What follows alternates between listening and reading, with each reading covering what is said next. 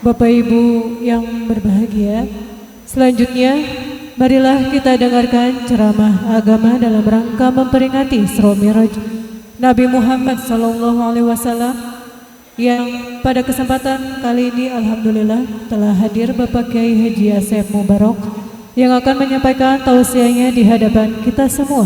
Kepada Bapak Kiai Haji Asep Mubarok kami silakan.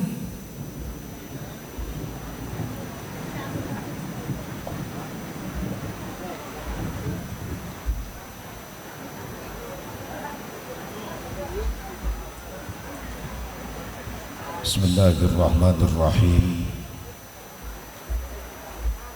Assalamualaikum warahmatullahi wabarakatuh.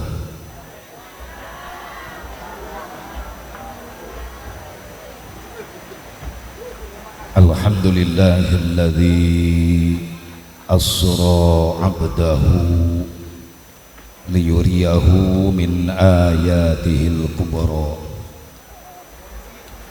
Thumma urija ila sidratil muntaha. Wassalatu wassalamu ala sayyidina Muhammadinil Mustafa wa ala alihi wa sahbihi ahli sidqi wal wafa, amma ba'd. Qala Allah ta'ala fi kitabihil karim, a'udzu billahi minasy syaithanir rajim. Bismillahirrahmanirrahim. Afatumarunahu ala ma yara walaqad ra'ahu nazlatan ukhra inda sidratil muntaha.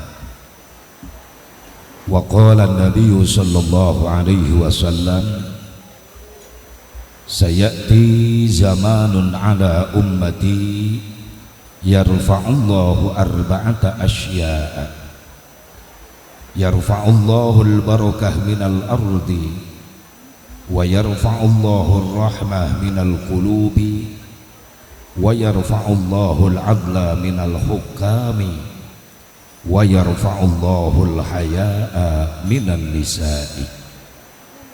Wa qala Syekh Tajuddin As-Subki, wa syukrul mun'imi wajibun bisyar'i. Allahumma hidayatan lis-shawab. Pengatur waktu, penata acara yang saya hormati, wabil khusus para alimil ulama, para kiai, para asatid, guru-guru kita yang sama nampak hadir di haflah mubarakah yang saya sangat hormati dan saya muliakan. Bil khusus aparatur pemerintah setempat baik sipil, TNI, Polri, Palurah beserta jajarannya, mudah-mudahan kita doakan dijadikan pemimpin yang amanah dan saleh. Khusus segenap para panitia penyelenggara peringatan Isra Mi'raj Nabi Muhammad SAW, keluarga besar, masyarakat kampung naon itu Wanajaya, Kecamatan Tambak Dahan, yang alhamdulillah berkat izin Allah acara ini bisa terlaksana meskipun kita teruji. Karena Isra Mi'raj kaitannya dengan iman, maka yang memperingatinya diuji keimanannya. Dengan apa ujiannya? Dengan hujan. Jadi loba keneh korsi daripada jelema.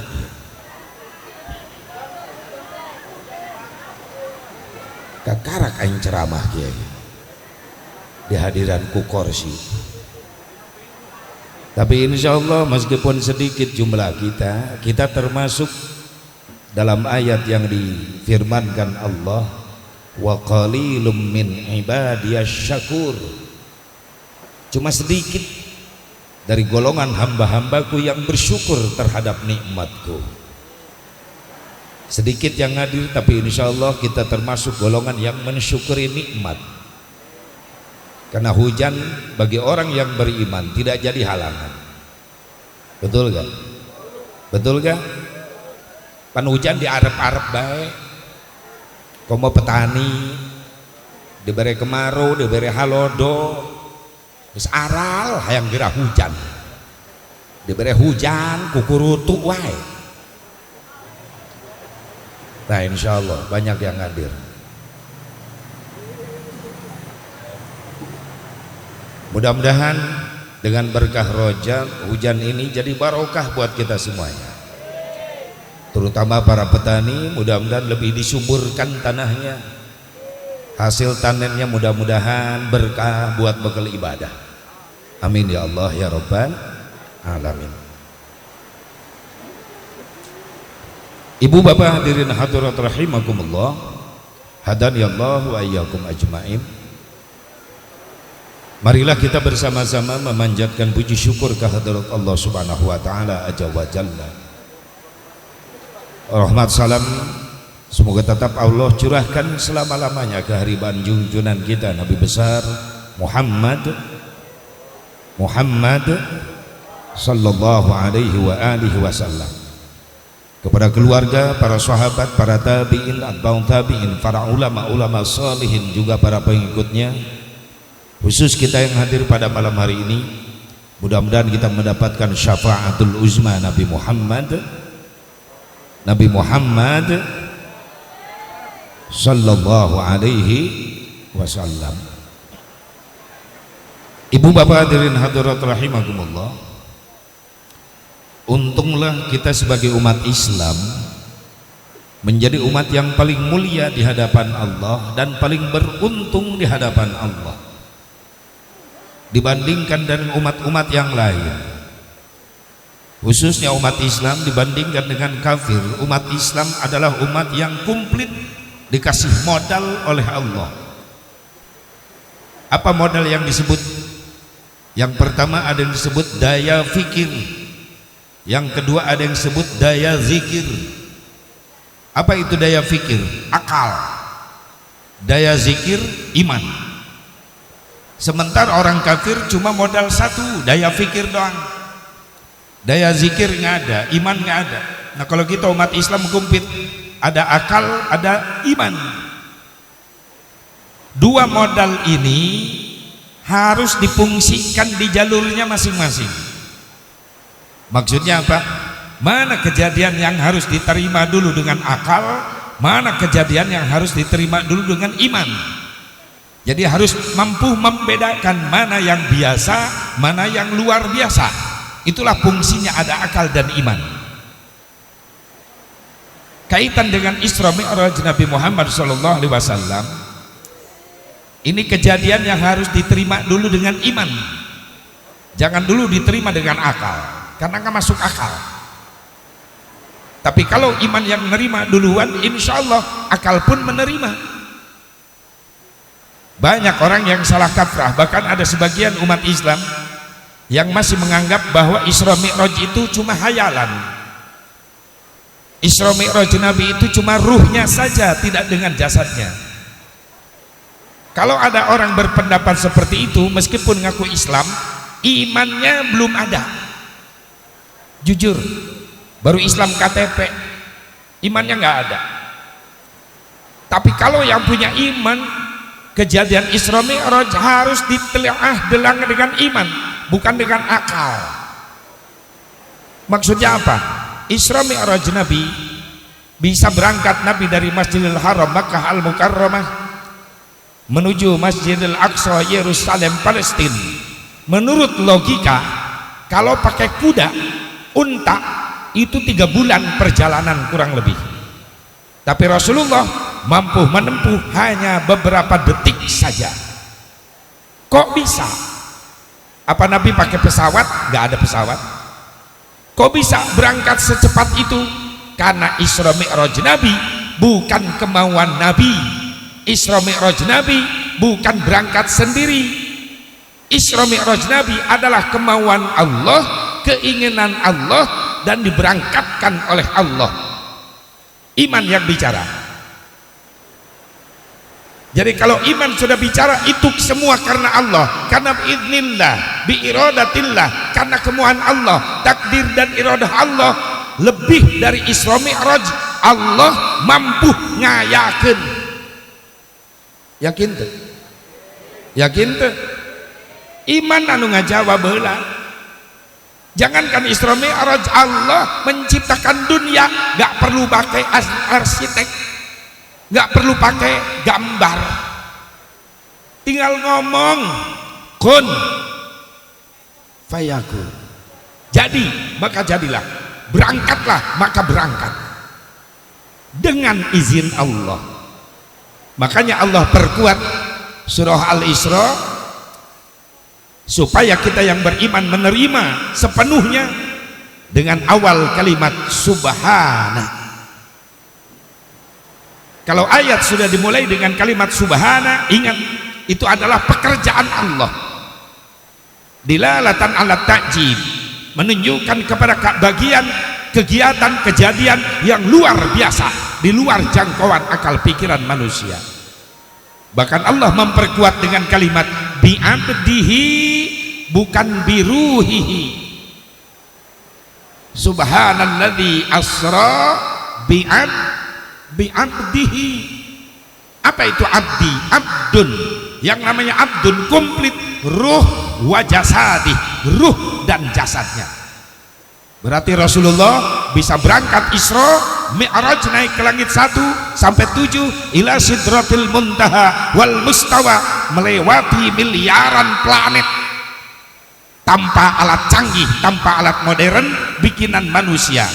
Semuanya bisa terjadi karena Allah yang memberangkatkan, karena semuanya adalah kemauan Allah. Innama amruhu idza arada syai'an ayyakula lahu kun fayakun. Mudah bagi Allah, fa'alul lima yurid. Apa yang Allah kerjakan itu menurut kehendaknya sendiri.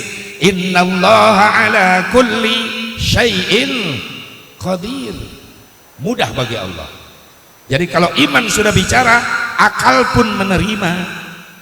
Wajarlah Rasulullah bisa berangkat dengan secepat kilat, karena bukan berangkat sendiri, diberangkatkan oleh Allah. Karena Isra Mi'raj bukan kemauan Rasul sendiri, tapi kemauan Allah Subhanahu. Iman yang pertama. Banyak yang ragu kejadian itu, berarti harus diteliti dulu keimanan orang tersebut. Apalagi sampai masuk gak percaya. Kalau nggak percaya Isra Mi'raj, berarti ka Abi Jahlin sama dengan Abu Jahal. Karena ketika Rasulullah pulang Isra Mi'raj, Abu Jahal ngetes, ya Muhammad, kalau seandainya kau bisa terbang malam tadi ke langit, coba sekarang angkat kaki kananmu. Lalu Rasul mengikuti, ngangkat kaki kanan, kaki kiri bareng angkat kedua-duanya. Rasul senyum. Kalau aku bareng ngangkat dua kaki, aku jatuh. Abu Jahal ketawa. Boro-boro bisa naik langit, ngangkat dua kaki aja nggak bisa. Wajar Abu Jahal ngomong begitu. Kenapa? Karena nggak ada iman. Dia orang kafir, laknatullah alaih. Makanya kalau ada umat Islam mengaku iman tapi nggak percaya Isra Mi'raj, ka Abi Jahlin sama dengan Abu Jahal. Na'udzubillah min dzalik. Beda dengan Abu Bakar Siddiq, beda dengan putrinya Sayyidatuna Fatimah Az-Zahra. Ketika Rasul pulang Isra Mi'raj menceritakan pengalaman di depan Abu Bakar Siddiq, gak ada rasa ragu sedikit pun di hati Abu Bakar Siddiq. Rasul menceritakan, Abu Bakar, tadi aku dijemput malaikat Jibril, berangkat dari Masjidil Haram menuju Masjidil Aqsa dengan waktu yang singkat. Bahkan aku berangkat langsung ke langit pertama, ke-7 ila sidratil muntaha wal mustawa, sampai bertemu dengan Allah. Membawa hasil adalah sholat 5 waktu. Aku balik kembali dengan waktu yang singkat. Bahkan tempat dudukku sebelum aku berangkat ketika aku pulang Isra Mi'raj masih terasa hangat, saking cepatnya itu perjalanan. Apa ada ragu Abu Bakar? Enggak. Abu Bakar langsung jawab, shadaqta ya Rasulullah, aku membenarkan apa yang kau alami malam tadi. Jadi kalau ada orang yang beriman, insya Allah nanti di yaumil mahsyar ada di belakang Abu Bakar Siddiq. Amin. Ya Allah ya Rabban, percaya tuh iman tuh orang yakin tuh Isra Mi'raj Nabi adalah ruh dan jasadnya. Nah itulah fungsinya iman, daya zikir untuk melihat yang luar biasa. Kalau daya fikir yang biasa-biasa aja. Contoh, Kerawang Cikampek ada sungai gede namanya Citarum. Si Asep Mubarok pagi-pagi main ke Citarum, melihat di pinggir sungai Citarum ada truk lagi naikin pasir. Si Asep Mubarok balik dulu ke rumah. Udah 10 menit Asep Mubarok balik lagi ke Citarum, kaget. Kenapa kaget? Itu truk yang gede ditinggalin 10 menit sama si Asep Mubarok pindah tempat, bisa lewat menyeberangi Citarum, padahal Citarumnya luas, dalam, airnya banjir, tapi 10 menit itu truk bisa pindah tempat. Biasa, luar biasa. Jawab yang kompak, biasa, luar biasa. Ibu-ibu heula, biasa, luar biasa. Bapak-bapak, biasa, luar biasa.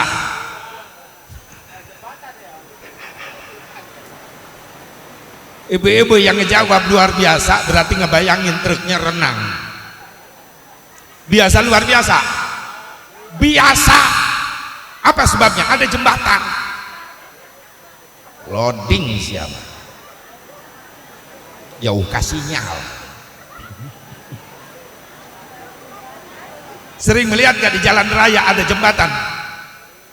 Sering lihat di bawahnya ada sungai, mobil bisa nyebrang. Biasa, luar biasa. Nah sekarang robah, biasa. Apa sebabnya biasa? Ada jembatan. Atau kunon saya tadi nggak jawab luar biasa. Ingat karena jembatan. Ngebayangin anak truknya renang.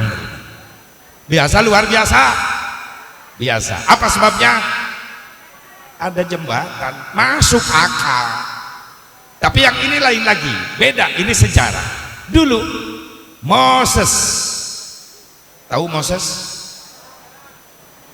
Nabi Musa alaihi salam.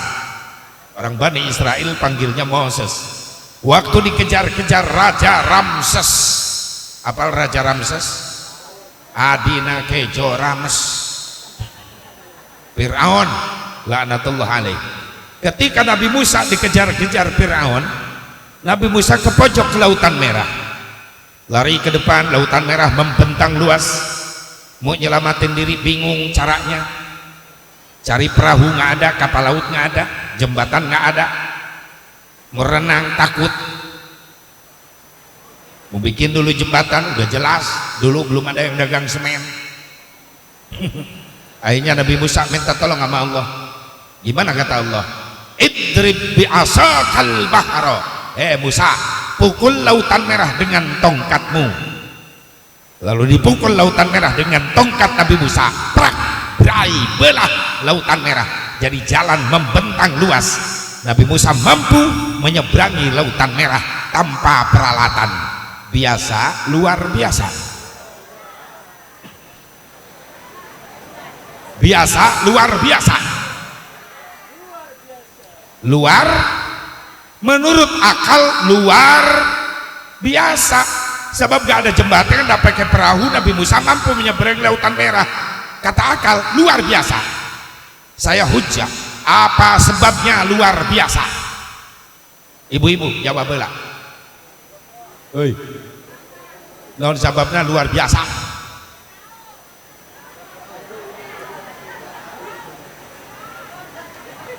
Naon eta beulah bae, naon nu beulah?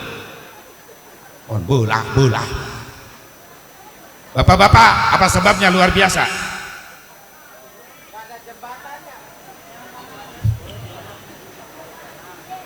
Gak apa-apa, ngomong aja, nanti saya luruskan, jadi dapat ilmu begitu.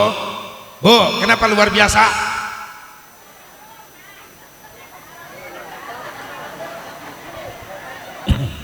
Tolong operator sound system echo-nya dihilangin aja, kurangin sedikit lah. Jangan pakai echo supaya jelas vokal.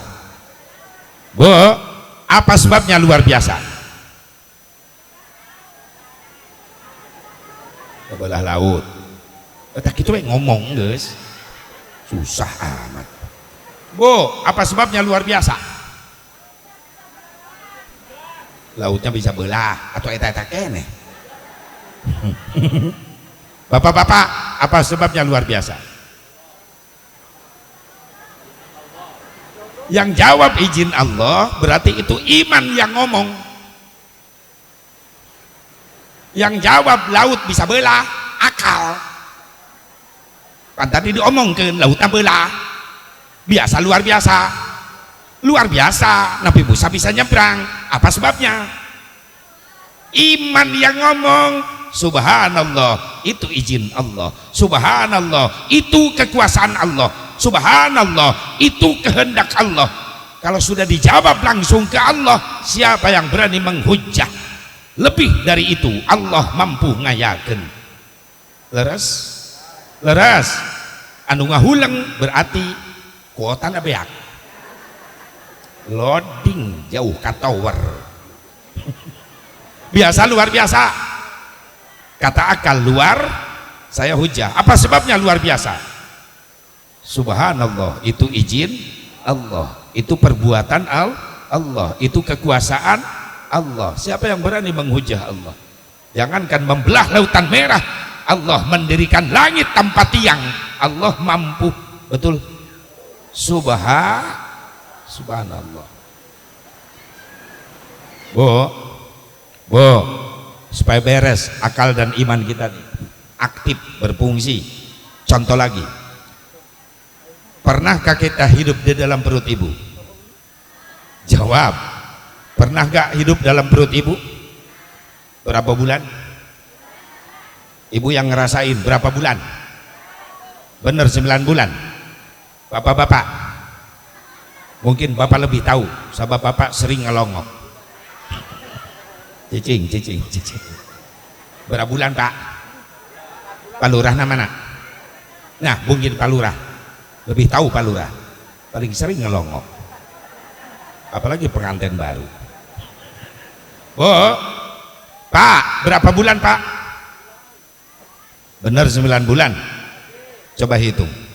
Ibu hamil sebulan, udah ada belum torok? Jawab. Boro-boro hidup oroknya belum ada, masih gumpalan air mani. Betul gak? 2 bulan hamil, Allah menciptakan gumpalan darah, belum jadi bayi, belum jadi manusia. 3 bulan hamil, Allah ciptakan daging tulang belulang yang membalut tulang belulang di dalam rahim ibu. 4 bulan hamil baru dibentuk manusia. Boro-boro hirup 4 bulan karak ngebentuk manusia. Tuh salapan tinggi kurang opat siapa. 4 bulan naik 5 bulan Allah tiupkan roh ke rahim ibu, mulai terasa itu si bayi hidup. Bener gak? 4 bulan naik ke 5 bulan. Bener gak Bu? Bener gak? Ibu yang ngerasain. Bener tuh? Bener. Jadi eleh ku aing, berarti aing sering ya fitnah nama ke aing bae. Sok tahu sering ngalongok kumaha aing moal peuting liar bae, budak-budak kardus. Berarti kalau 9 bulan lahir, hitung dari 5, 6, 7, 8, 9, cuma 5 bulan hidup dalam perut ibu. Tapi lama 5 bulan juga. Iya, kejar dengan logika, nggak masuk akal.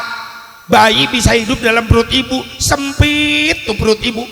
Emang hidup asap? Hidup. Buktinya ibu yang ngerasain sampai repot sama suami. Pak, udah bergerak Pak, udah nendang. Suaminya di mana? Di kanan terus. Oh, lanang. Sok tahu. Udah 8 bulan Pak, seminggu itu di sebelah kiri terus. Oh wadon. Sehari lagi mau lahir, ini bayi di tengah terus, bencong. Subhanallah. 5 bulan bisa hidup dalam perut ibu, lewat mana napas tuh bayi? Ayo jawab, masuk akal gak? Emang di perut ibu banyak jendela buat napas bayi? Ada gerbang satu-satunya aja, berebut sama bapaknya. Cicing, saya cicing. Curiga aja banget tukang kokorobet bungkul ya. Kok mau lurah? Bu, Pak, 5 bulan bisa napas dalam perut ibu. Allah yang gerakin semua. Allahul Muddabbir, Allah yang maha pengatur. Subhanallah.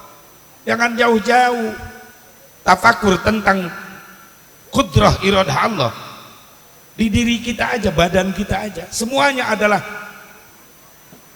ciptaan Allah. Seharusnya ya bagi orang yang beriman menambah kualitas keimanannya kepada Allah. Makanya setiap bercermin, kadang-kadang di depan cermin, lama ibu lama bapak? Ibu yang paling lama. Bapak-bapak mah simpel, ngatur peci paling. Kalau ibu-ibu,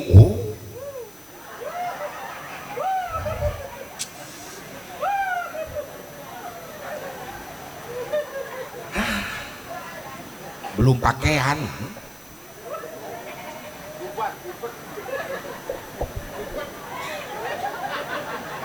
Gantung diri sekalian. Ya iyalah, ibu-ibu sampai 3 jam. Bapak-bapak mah simpel, ngatur peci, yang pakai peci, yang nggak pakai peci.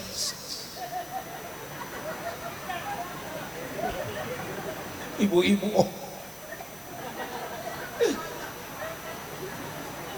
buka undangan, suaminya nunggu di ruangan tamu sampai ketiduran, nungguin yang dandan. Ibu-ibu di sono, bukan di sini mah dari dulu. Bu, Pak, coba lihat, tengok yang di diri kita, ini semua ciptaan Allah. Bagi orang yang beriman, setiap dandan pasti ingat sama Allah. Nyoretin patlot alis, sebelum dicoretin patlot alis, kata ibu-ibu, Subhanallah, ya Allah, Kau telah menciptakan bulu-bulu di badanku, jenisnya sama, tapi pertumbuhannya Kau atur begitu baik. Di kepala ada bulu rambut namanya, panjang terus. Di atas mata alis namanya, ada bulu juga, jenisnya sama, tapi Kau atur sedemikian rupa. Coba kalau nggak diatur sama Allah, bulu semuanya sama pertumbuhannya. Alis dikepang. Coba kumis bapak-bapak, kalau nggak dipotong-potong, betul nggak? Udah sampai ke situ nggak ibu kalau dandan? Boro-boro, kalau janda, pasti mantan gua balikin lagi sama gua. Coba biasakan tasbih subhan, bapak-bapak, subhanallah. Coba kalau semua bertumbuh bulu semuanya, repot Pak. Betul gak? Inilah ciptaan Allah yang harus kita tafakur. Jangan jauh-jauh. Di badan kita, di tubuh kita, ini adalah bahan untuk meningkatkan kualitas zikir kita, daya zikir kita kepada Allah Subhanahu wa ta'ala. Jadi Isra Mi'raj harus diterima dulu dengan iman. Betul. Kalau iman udah nerima, insya Allah akal pun menerima. Makanya saya gak bakalan bahas yang macam-macam. Simpelnya aja dah. Dari peringatan Isra Mi'raj ini kita ambil hikmah. Hikmah dari peringatan Isra Mi'raj apa? Yang pertama, quwwatul aqidah. Ada kekuatan akidah, ada kekuatan iman. Jadi hikmahnya buat kita, ayo koreksi keimanan kita, semakin bertambah meningkat dengan zikir kepada Allah, banyak berzikir kepada Allah, maka kualitas keimanan kita semakin naik. Meninggalkan zikir, hati-hati. Makanya orang tua dulu Masya Allah ngajarin kita, ngenalin kita sama Allah, seolah-olah orang tua dulu itu zikir, benar-benar zikir, tapi manfaat buat bayi, buat anaknya. Kalau gendong anak, gendong bayi, selalu bibirnya mengucapkan zikir. Ngobrol aja sama bayi, Allah ya Rasulullah, hebat. Ibu bapak begitu enggak? Sekarang kalau ngobrol sama bayi udah jauh, malah bayi dipelototin sama maknya. Anak tak iya nanya anak saha, anak siak itu sama anak sendiri kagak ngaku. Anak saha iya. Ada yang begitu, ada ya? Ada emaknya kadang-kadang begitu sama anak sendiri kagak ngaku. Anak tak ku katep-katep teuing cacadelan deh. Kunon jadi indung nanu cadel atau indung nambah bentes bae ngomongna. Ti katep, ti laja, ti menak, ti embe, ti kotok, kabeh tai absen. Yang jelas saja, soleh, sayang, Allah, ya Rasulullah, begitu. Onok tak. Bapak nage sarua anak pulang kerja dari mana-mana datang ke rumah, anaknya udah pandai ngomong ayah puyang, bapaknya teriak anak tak iya. Anaknya bisa ngomong langsung ngejawab anak iya. Lumayan Bu apalin itu Bu ya, anak tak apalin ya, hasil ajaban. Barangkali besok-besok ibu ke warung ketemu tetangga Pak gak hadir sekarang, nanya Bu kemarin hadir ajaban, hadir dapat apa? Anak tak iya, tak tanya baik. Tapi lumayan Bu, kalimat itu lumayan, obat itu, obat sengketa. Bener, saya ribut sama istri di tengah rumah di ruangan tamu, manyun aja. Saya panggil, Neng sini Neng, ada perlu, gak nyamperin. Saya mikir gimana ngobatinnya, saya ingat sama itu. Saya samperin tuh bini yang lagi manyun, saya samperin, udah deket saya teriak, anak tak iya, oeng anyun. Itu istri saya lagi manyun langsung ketawa, langsung ngejar sampai gak sadar, samping saya ketinggalan di ruangan tamu. Pakai itu Bu, amalkan ya punya.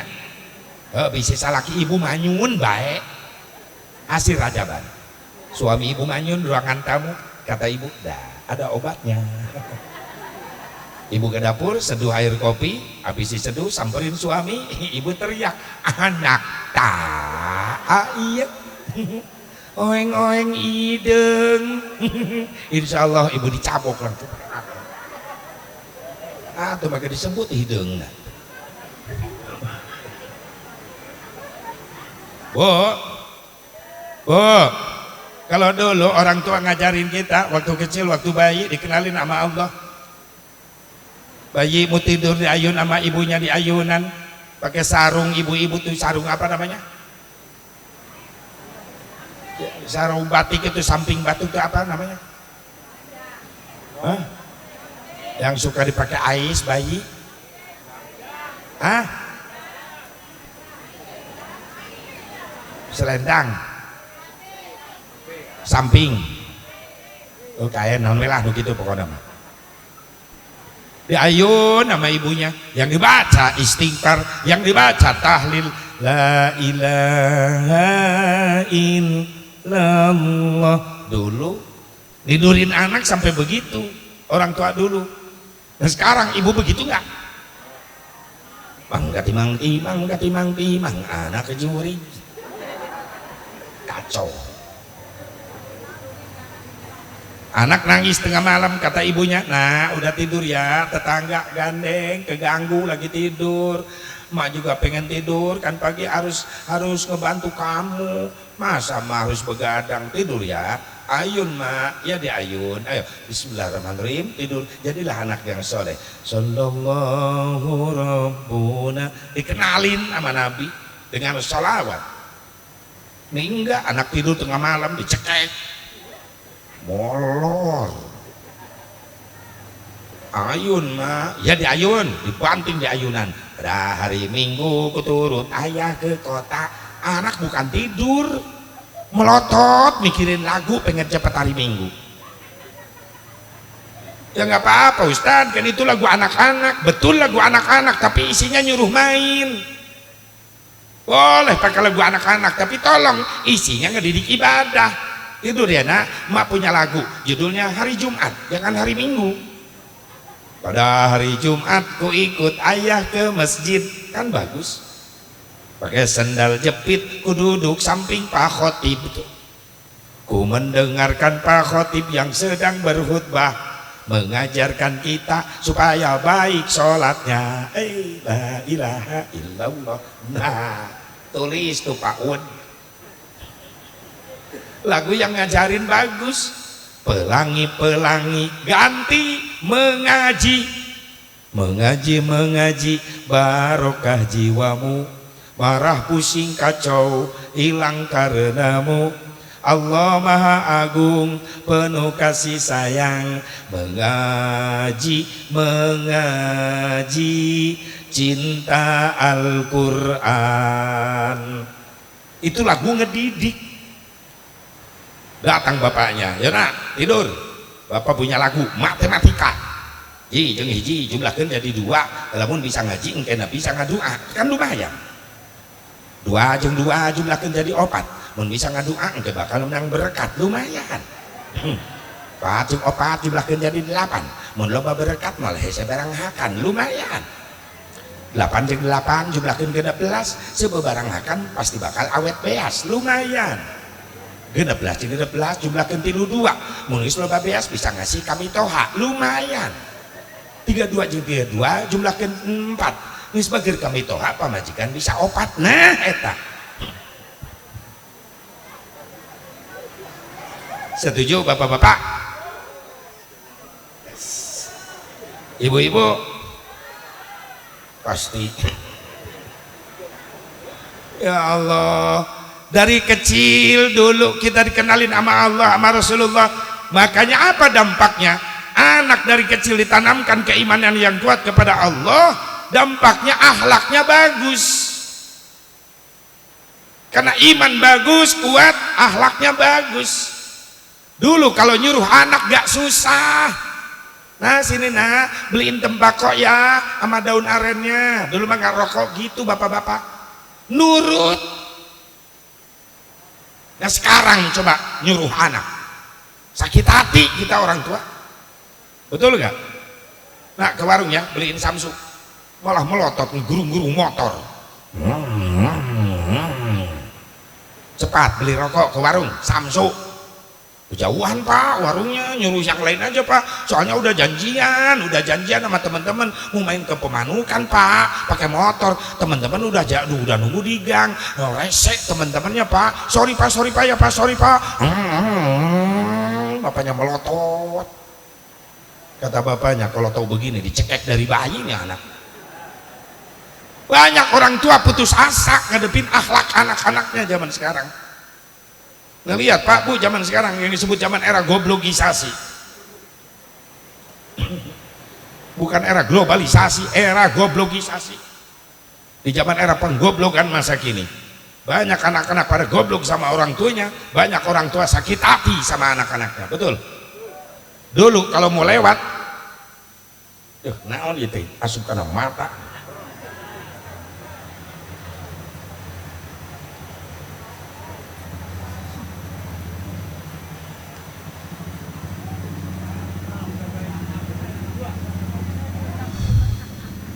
Di Pareuman poe atuh kadeuleuk aing jadi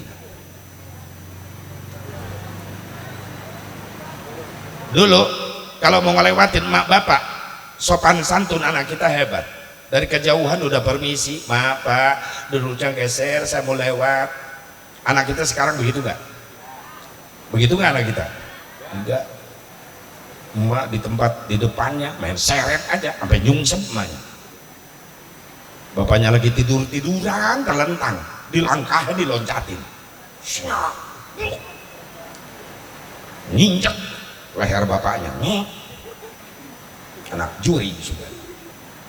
Akhlak zaman sekarang banyak orang tua sakit hati, udah nginjek bukan minta maaf malah melotot sama bapaknya. Bokap sih, bokap itu bahasa dari mana bokap? Datang emaknya, ih nyokap. Datang neneknya, nyokep. Datang akinya, nyakop. Bahasa Masya Allah udah jauh. Kalau dulu kita mau ngaji ke kiai sampai ditengokin sama bapak, takut kita nggak nyampe ke kiai. Sekarang mah cuek orang tua sekarang, betul. Anaknya keluar dari rumah bawa sarung, ngomongnya mau ngaji, nyampe mah kagak. Ma bapaknya sibuk aja nonton TV, nonton HP. Akhirnya anak-anaknya jalan kemana-mana sama temen-temennya. Bapak jalan raya, ketemu sama musuhnya, ribut di jalan. Tengah malam ada tawuran. Tengah malam rumah bapaknya digedorin sama aparat, ada polisi. Ada apa pak? Ini di HP ada foto. Ini putra bapak bukan? Iya pak, kenapa? Di rumah sakit. Kena celurit, tadi ribut di jalan. Coba kalau sudah terjadi begitu, yang rugi, yang korban siapa yang korban? Yang korban siapa? Yang korban siapa? Anak. Asup karena mata dia.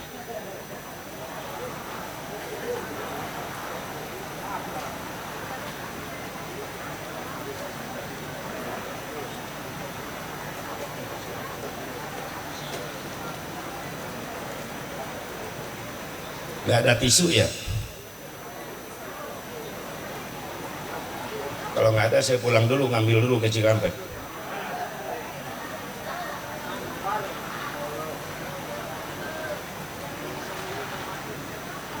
Bener, kecil nih masuk.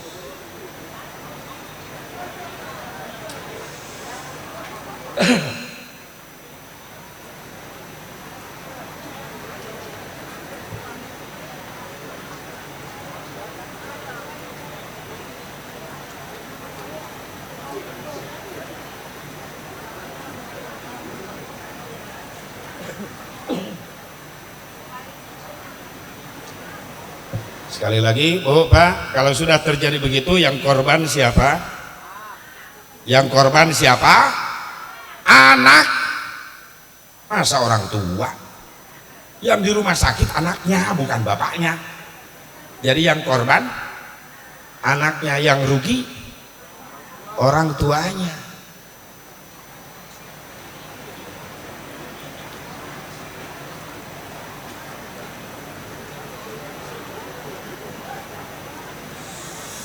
Aduh, ayah baik.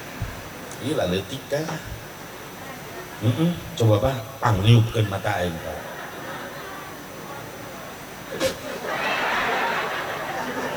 Atuh lalauna keluar sok susut atuh paneng teu deuleu. Aya nya eta heueuh. Lain cileuh lain. Kak, tiup deui ka dia. Lalaunan. Bening bau. Nuhun Kak, nuhun ya Allah. Bener keluar langsung ditiup mah. Leutik ieu Kak.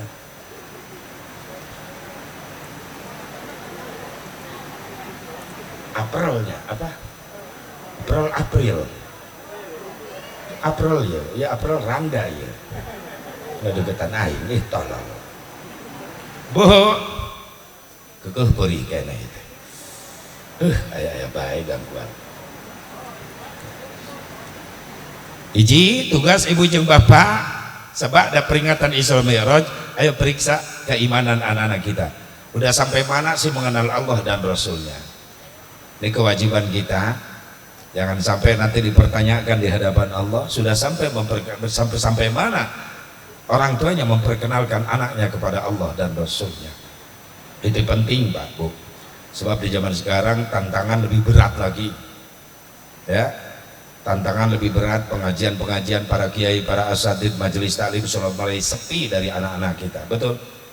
Kalau dulu majelis taklim sederhana, dari bambu, dari bilik, penuh dengan kita waktu kita ngaji masih kecil. Ingat dari mulai hijaiyah, dulu kan hijaiyah nggak ada ikro dulu mah ya, zaman kita mah. Sekarang ada ikro a ba. Sekarang begitu. Nah kita mah enggak, kiainya galak-galak lagi dulu mah. Tapi meskipun galak kiai dulu, orang tua ngedukung kiai, ngebelaan kiai bukan ngebelaan anak. Makanya dedekan baheula mah perih tapi jadi perah, pahit jadi manis. Galak guru-guru kita kalau ngajarin huruf hijaiyah itu harus jelas. Saya sering dulu dijewer telinga sama kiai. Asep buka Qurannya, dibuka alif ba ta sa salah, kena telinga saya. Kamu makan asin, ini mah ta sa salah, jepret deui ceuli aing beunang. Tekan ujung lidah sama gigi yang atas, ta sa, langsung balik aing. Daripada ceuli aing beak. Datang ke rumah kata bapak, kenapa pulang ngaji nangis? Jepret mak kiai, kayaknya galak, ditambah sama kiai sama bapak. Kenapa nggak jepret? Nggak bisa nyebut sa, tambah sama bapak. Kamu sih kedul, nggak pernah ngapalin, ditambahin dulu.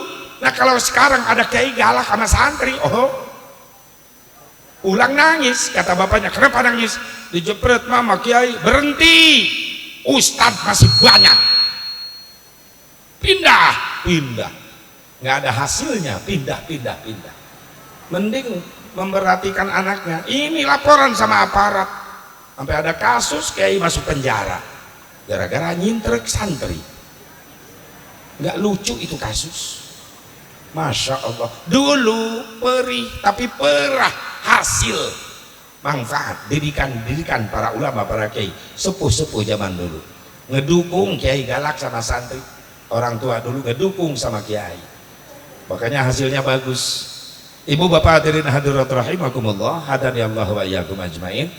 Jadi yang pertama, hikmahnya ada kekuatan iman, karena hanya dengan iman kita yakin terhadap Isra Mi'raj Nabi Muhammad sallallahu alaihi wa alihi wasallam. Yang kedua, sebelum Nabi diberangkatkan oleh Allah, dikawal dengan malaikat Jibril, Rasulullah dibawa dulu ke sumur Zam-Zam.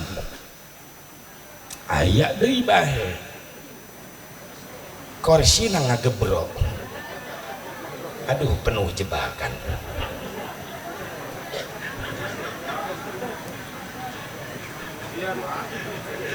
Bangku eta bae bangku plastik aya teh nu garing. Teh, bangku plastik.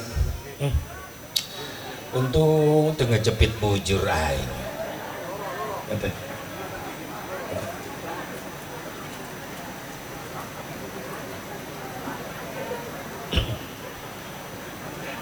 Aya wae. Coba lamun ku palurah didiukan geura di dieu. Lepas ininya nih, pakunya lepas. Perjuangan. Biarinlah, yang penting berkatnya banyak. Amin Bu. Bade tengah dukung ka aing teh. Tuh poho deui aing nepi ka mana tadi? Tah eta kitu. Rasulullah SAW dibawa oleh malaikat Jibril ke sumur Zam-Zam, dibelah dadanya, dibersihkan hatinya. Kotor asep hatinya Rasulullah? Bukan. Ini yang bersih lebih dibersihkan lagi. Karena Rasulullah dipersiapkan mau menjadi tamu Allah yang maha bersih. Maka Rasulullah dibuka hatinya oleh malaikat Jibril, dadanya dibelah, lalu diisi ilmu hikmah hilim sepenuhnya. Allah tidak menerima hambanya kecuali yang suci, yang bersih. Allahu tahirun la yuqbalu illa tahira. Allah maha suci, maha bersih, tidak menerima kecuali tamunya yang bersih, yang suci. Rasulullah udah suci, disucikan lagi. Ini hikmah buat kita. Apa hikmahnya? Tathhirul qalbi. Hikmah kedua dari Isra Mi'raj, pembersihan hati. Sebelum kita menghadap Allah, sebelum kita sholat, makanya bersihin hati dulu. Sebelum wudhu, bersihkan hati dulu. Karena kita diwajibkan oleh Allah, setelah Isra Mi'raj Nabi Muhammad SAW, ada perintah 5 waktu wajib umat Islam mengerjakannya, bertamu kepada Allah yang wajib, duhur, asar, maghrib, isya, subuh. Sebelum wudhu, wudhu kan membersihkan dohir luarnya, maka dalamnya dulu harus dibersihkan. Hati dibersihkan dulu sebelum kita wudhu. Rasulullah pun yang bersih, yang suci, dibersihkan lagi oleh Allah, oleh malaikat Jibril, dibawa ke sumber Jam-Jam, dibersihkan hatinya, diisi ilmu hikmah ilmu sepenuhnya. Nah, kita pelajaran buat kita umatnya, sebelum wudhu mau sholat, bersihkan dulu hati, belah dulu dada kita sebelum wudhu. Makanya habis rojaban, sebelum wudhu mau berangkat ke tempat wudhu, ibu bapak bawa golok batin yang ada di hati kita, teropong hati kita, masih banyak kotoran. Maka kotoran itu jangan dibawa sholat. Kenapa? Karena terhalang, doa gak bakalan diijabah.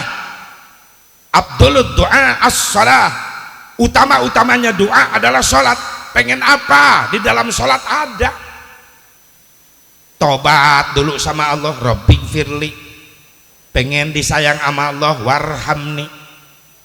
Pengen dijembarin kehidupan ini sama Allah, wajburni. Pengen diangkat derajat di dunia ini, warfa'ni. Pengen dimudahkan rizki, warzukni. Itu komplit di sholat ada. Rabbik firli warhamni wajburni warfa'ni warjukni wahdini wa'afini wa'fu'ani. Kenapa setiap beres sholat doa kita susah diijabah? Ustaz, saya itu sering sholat tapi ekonomi tetap aja seret, susah aja nih ekonomi. Jangan nyalahin sholat, jangan nyalahin warjukni. Periksa hati. Ketika kita sholat, di hati kita ada kotoran yang menghalangi doa, gak diijabah. Apa yang harus dibersihkan sebelum wudhu, sebelum sholat? Di dalam hati kita penyakit AIDS, AIDS. Menurut dokter, AIDS adalah penyakit kelamin yang mematikan. Menurut Syekh Abu Barok, AIDS adalah penyakit hati yang mematikan iman. Apa itu AIDS? A-nya angkuh, sombong. Jangan dibawa wudhu tuh sombong, apalagi dibawa sholat. Simpen dulu, kalau bisa buang dulu tuh sombong sebelum wudhu. Sombong dengan apa? Bisa aja orang hidup sombong dengan harta, betul gak? Ada yang begitu, ada perasaan paling kaya di kampungnya sampai gak mau berteman sama tetangga yang sengsara, takut ketempelan melarat.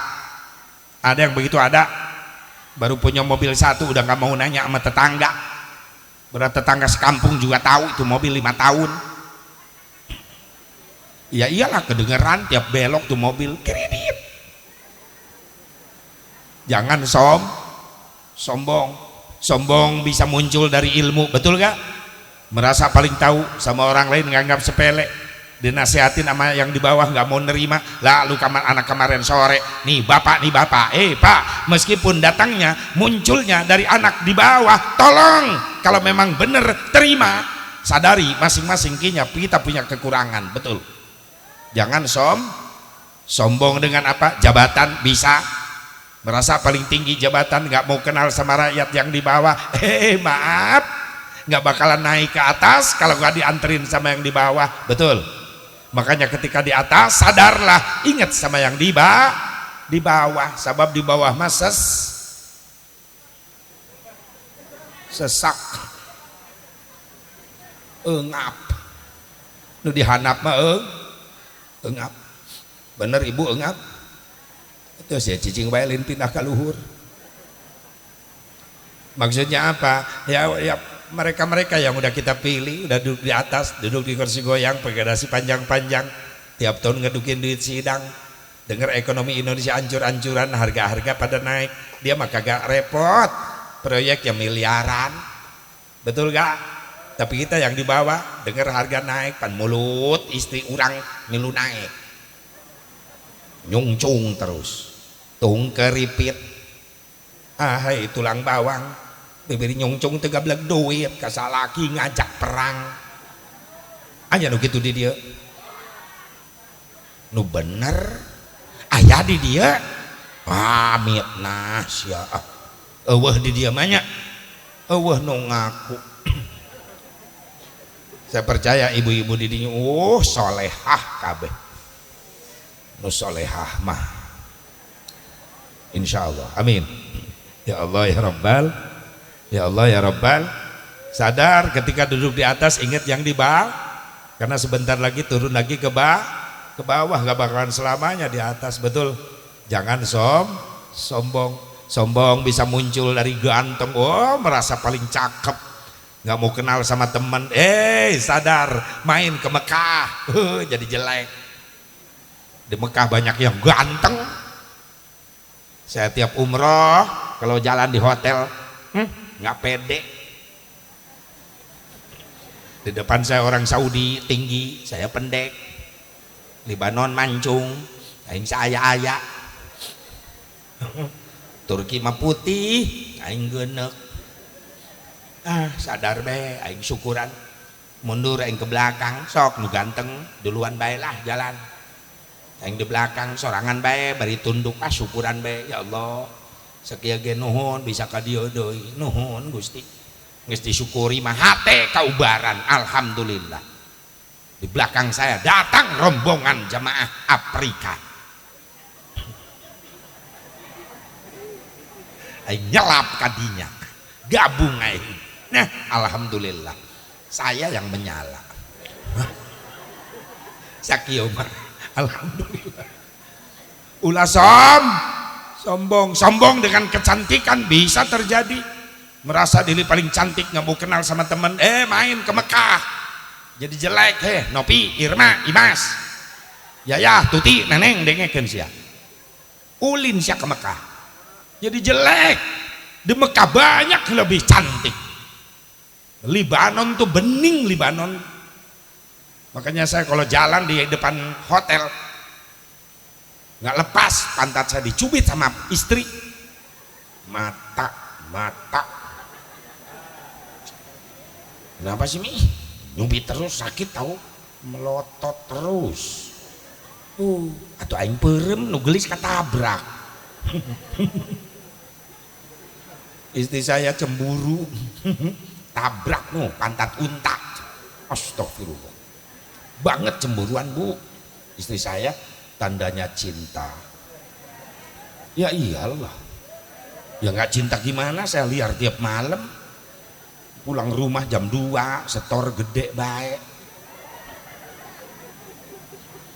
asal datang ke rumah jam 2 pintu rumah udah terbuka, istri saya udah berdiri di pintu, assalamualaikum, waalaikumsalam, udah bangun Mi, ya udahlah suara mobil kedengaran, mana nute panitia Subang tambak dahan kodok waing kantong tah amplop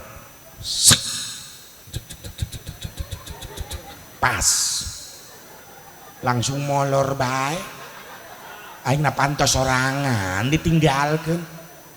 Nah dari situlah Pak ketahuan kalau Bapak pengen disayang sama istri, ternyata kuncinya itu gimana doa. Duit kalau tangan begini doa Bu, duit mah begini, kalau begini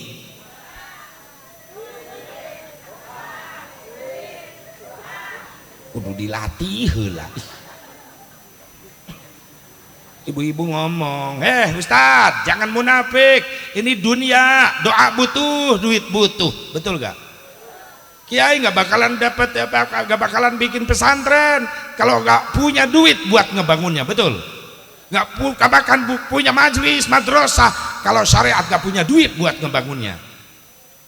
Muslimat wajib menutupan aurat, busana muslimat kerudung, maaf, bukan ibu yang bikin, orang lain yang bikin, dipakai sama ibu halal, sebab dibeli dulu pakai. Ini mah dunia, butuh duit. Dele heula leungeun aing memeh ngajawab butuh duit. Ejeng duit. Doa butuh duit, butuh, nggak ada yang gratis bu. Ad-dunya bid duit, wa ma bid duit sakit. Ad-dunya bid duit gesit. Ad-dunya bil fulus, ma fi fulus mampus. Ad-dunya fi fulus lulus. Si Asep yang gitu juga dibahas. Maaf, sekarang banyak umat Islam gak adil. Gak adil gimana? Kalau ngebiayain anaknya sekolah umum, biaya sampai ratusan ribu, jutaan berani bayar. Tapi ketika anaknya ngaji di kiai, kiai minta infak bayaran listrik di majelis 50.000 per bulan, susah bayarnya. Gak bakalan maju Islam kalau begitu, betul? Mama kursus komputer mah 300.000 bayar. Papa kursus bahasa Inggris 500.000 bayar. Pak kata Pak Kiai di majelis 50.000 per bulan buat bayar listrik. Bejakeun ka Kiai, siapa engke disekaliguskeun setahunan nepi ka henteuna. Mantap tetangga aing Kiai menikuru kesedot ikhlas. Lain nyengir mikir kumarek majuna Islam. Nu ngabantu perjuangan anak. Ya kan 50.000 kegedean, banyak lebihnya, wajarlah ada lebihnya buat jajan anak-anak kiai kek. Dan anak-anak kiai itu 13 masih banyak lebihnya, wajar buat beli rokok kiai, sebab kiai nah ahli hisab, sahibul asbaq, CS asbaq, sebab dalilnya kuat eta kiai, la ududa illa ma'a ududin, nggak sempurna udud kecuali duduk sama orang yang bawa udud. Bantu perjuangan. Maaf ibu bapak, kalau anak kita dididik sama kiai di majelis di pesantren jadi anak yang soleh, jujur, yang kebawa kesebut-sebut mulia duluan emak bapaknya, betul gak? Itu anak siapa sih rajin banget ke masjidnya, pas sehat banget gaji Qurannya, mulia akhlaknya, anak siapa sih? Anak si Pepen. Bapaknya yang disebut si Pepen. Kata masyarakat, bisa banget si Pepen yang ngajarin anak. Katanya anak si Pepen yang ngajarinnya si Pepen. Kiai yang ngajar di pesantren gak disebut-sebut. Tapi giliran ayah santri, oknum santri, sombong, jelek akhlak, maaf, orang tuanya ke bawah jelek, tapi kiai gurunya ke bawah jelek. Betul? Itu santri mana tuh? Sombong banget, biasa kiai itu. Cek kiai aing teu mais teu meulem. Giliran goreng aing ke bawah. Masya Allah. Bantu perjuangan para ulama, para kiai. Jujur, kalau Pak Lurah berhenti banyak gantinya, camat berhenti banyak gantinya, bupati berhenti banyak gantinya, gubernur berhenti banyak gantinya, Pak Prabowo bawa naik aja jadi presiden, banyak yang ngegoncang pengen jadi presiden. Betul. Tapi kiai, ulama, khotib, ulama, imam di masjid kita susah cari ganti. Kalau acara beginian Pak Lurah nggak datang, RT bisa nggak gantiin. Tapi kalau imam, kiai di masjid kita nggak datang, repot Jumatan. Bapak-bapak pada bengong baik. Jadi tuh Jumatan yo, atau jadi belum dimulai, kiainya belum datang. Emang kemana? Ya gak tahu. Untuk RT datang, RT ke pengimaman ke depan. Dikirain RT mau jadi imam, malah pengumuman. Bapak-bapak, pantas kita nunggu lama, Kiai gak datang-datang. Barusan ada berita Kiai sakit, mencret berat. Dikarenakan Kiai sakit, kepaksa Jumat sementara hari ini saya liburkan. Loh, jemaah berontak, RT goblok. Masa Jumat libur? Habis khotib siapa? RT maju. RT meriang gitu ya. Aing jadi ketempuhan kieu. Sampai libur Jumatan nggak ada yang ibadah di kampung ini. Hati-hati, di akhirat pemimpinnya yang pertama digusur ke neraka. RT meringkak dikitukeun. Anja akal aing kaharep sih. Kan nggak bisa dibaca, dibaca ya. Kalau baca mah bisa, ya udah maju. Ridho daripada libur. RT maju, dikira sama RT buku khutbahnya huruf Latin. Gak tahu itu buku khutbah punya kiai ketinggalan di mimbar, hurufnya Arab, gundul deh, mentok deh baik. Begitu RT berdiri di mimbar, dibuka itu buku, kaget RT. Nyari huruf Latin. Yang hadir Jumatan husnudon baik, bagus sangka. Nggak disangka RT kita sebelum dibahas dimutolaah dulu. Bukan dimutolaah, cari huruf Latin. Makin lama makin gemeteran RT, ngegerutu aja RT di depan, lari ngedadak, pasti dikepung di tengah-tengah. Diam terus, masa gak baca apa-apa. Untuk RT-nya rajin Jumatan, sering dengar RT Jumatan kiai pakai khutbah bahasa Sunda. RT teriak, "Nu penting aing salamet." Hadirin sidang Jumat anu mulia, kata yang hadir, RT aing hebat. Nah hadirin kabeh nyararaho, karena naon-naon nu bakal dijelaskan kukuring ayeuna. Nu hadir kabeh kaget atau nyaho di mana. RT ceramah encan geus mere pertanyaan. Jadi gandeng di masjid pada teriak jemaah, teu nyaho teh. Tan sia ngomongna ge kakarak. RT ngaguak di hareup. Hadirin sidang Jumat anu mulia, percuma ieu khutbah dilanjutkeun. Sabab jelas kabeh teu nyararaho. Wassalamualaikum warahmatullahi. Jumat bubar, RT digotong ke rumah sakit. Pada ngeluluh di Paimaran, dileyak ku aki-aki. Tapi kahuntu RT opat tinggalin di Paimaran. Kacau. Makanya siapkan penerus. Doain anak-anak kita, mungkin ada yang di pesantren, ada ya. Doain mudah-mudahan hasil ilmu yang bermanfaat jadi ulama-ulama Allah. Amin. Ya Allah ya Rabbal, ya Allah ya Rabbal. Bersihin nanti dari apa tadi yang pertama?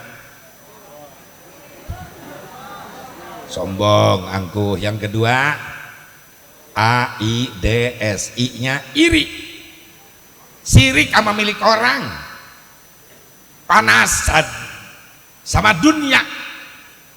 Kalau panasan sama ibadah itu bagus, jangan sama dunia. Orang lain bisa sholat berjamaah, masa saya diam aja di rumah jadi panas. Saya mau ikut berjamaah, mantap. Orang lain bisa berangkat dari rumah ke majelis taklim, pengajian rutin mingguan, masa saya diam aja jadi panas nih. Lihat tetangga pada ngabring ke majelis, saya juga mau berangkat ke majelis. Panasan sama ibadah bagus. Pak dari mana Pak? Dari bank. Habis nabung nih? Enggak, habis ngambil uang tabungan berapa? 5 juta. Kok banyak, ada acara apa di rumah? Bukan, itu kiai lagi bikin majelis, belum dikeramik. Saya sama kiai sama kirim keramik, beli nama kiai ke sana biar cepat beres tuh majelis kiai. Jadi panas. Bapak ngasih berapa? 5 juta. Saya punya tabungan ada 10 juta. Mau saya ambil sekarang buat beli semen, buat beli pasir, buat kuli yang masang keramiknya. Biar saya yang tanggung jawab. Mantap. Ada yang begitu di sini? Hah? Segini banyaknya nggak ada? Oh my God. Wah di dia. Wah hiji acan. Ayah hiji mah ayahnya. Ayah merenan ayah. Ayah. Mudah-mudahan Allah ngahampura karena ngabohong na amin. Panasan mah karena ibadah. Orang melolobana panasan karena dunia. Tetangga kebeli TV gede, manehna nu meriang.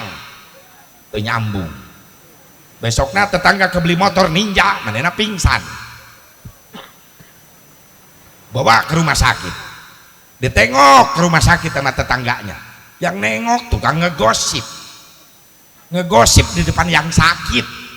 Mbak, yang kemarin tetangga mbak beli motor, suaminya ninja itu, sekarang beli mobil mbak, Innova baru. Astagfirullahaladzim.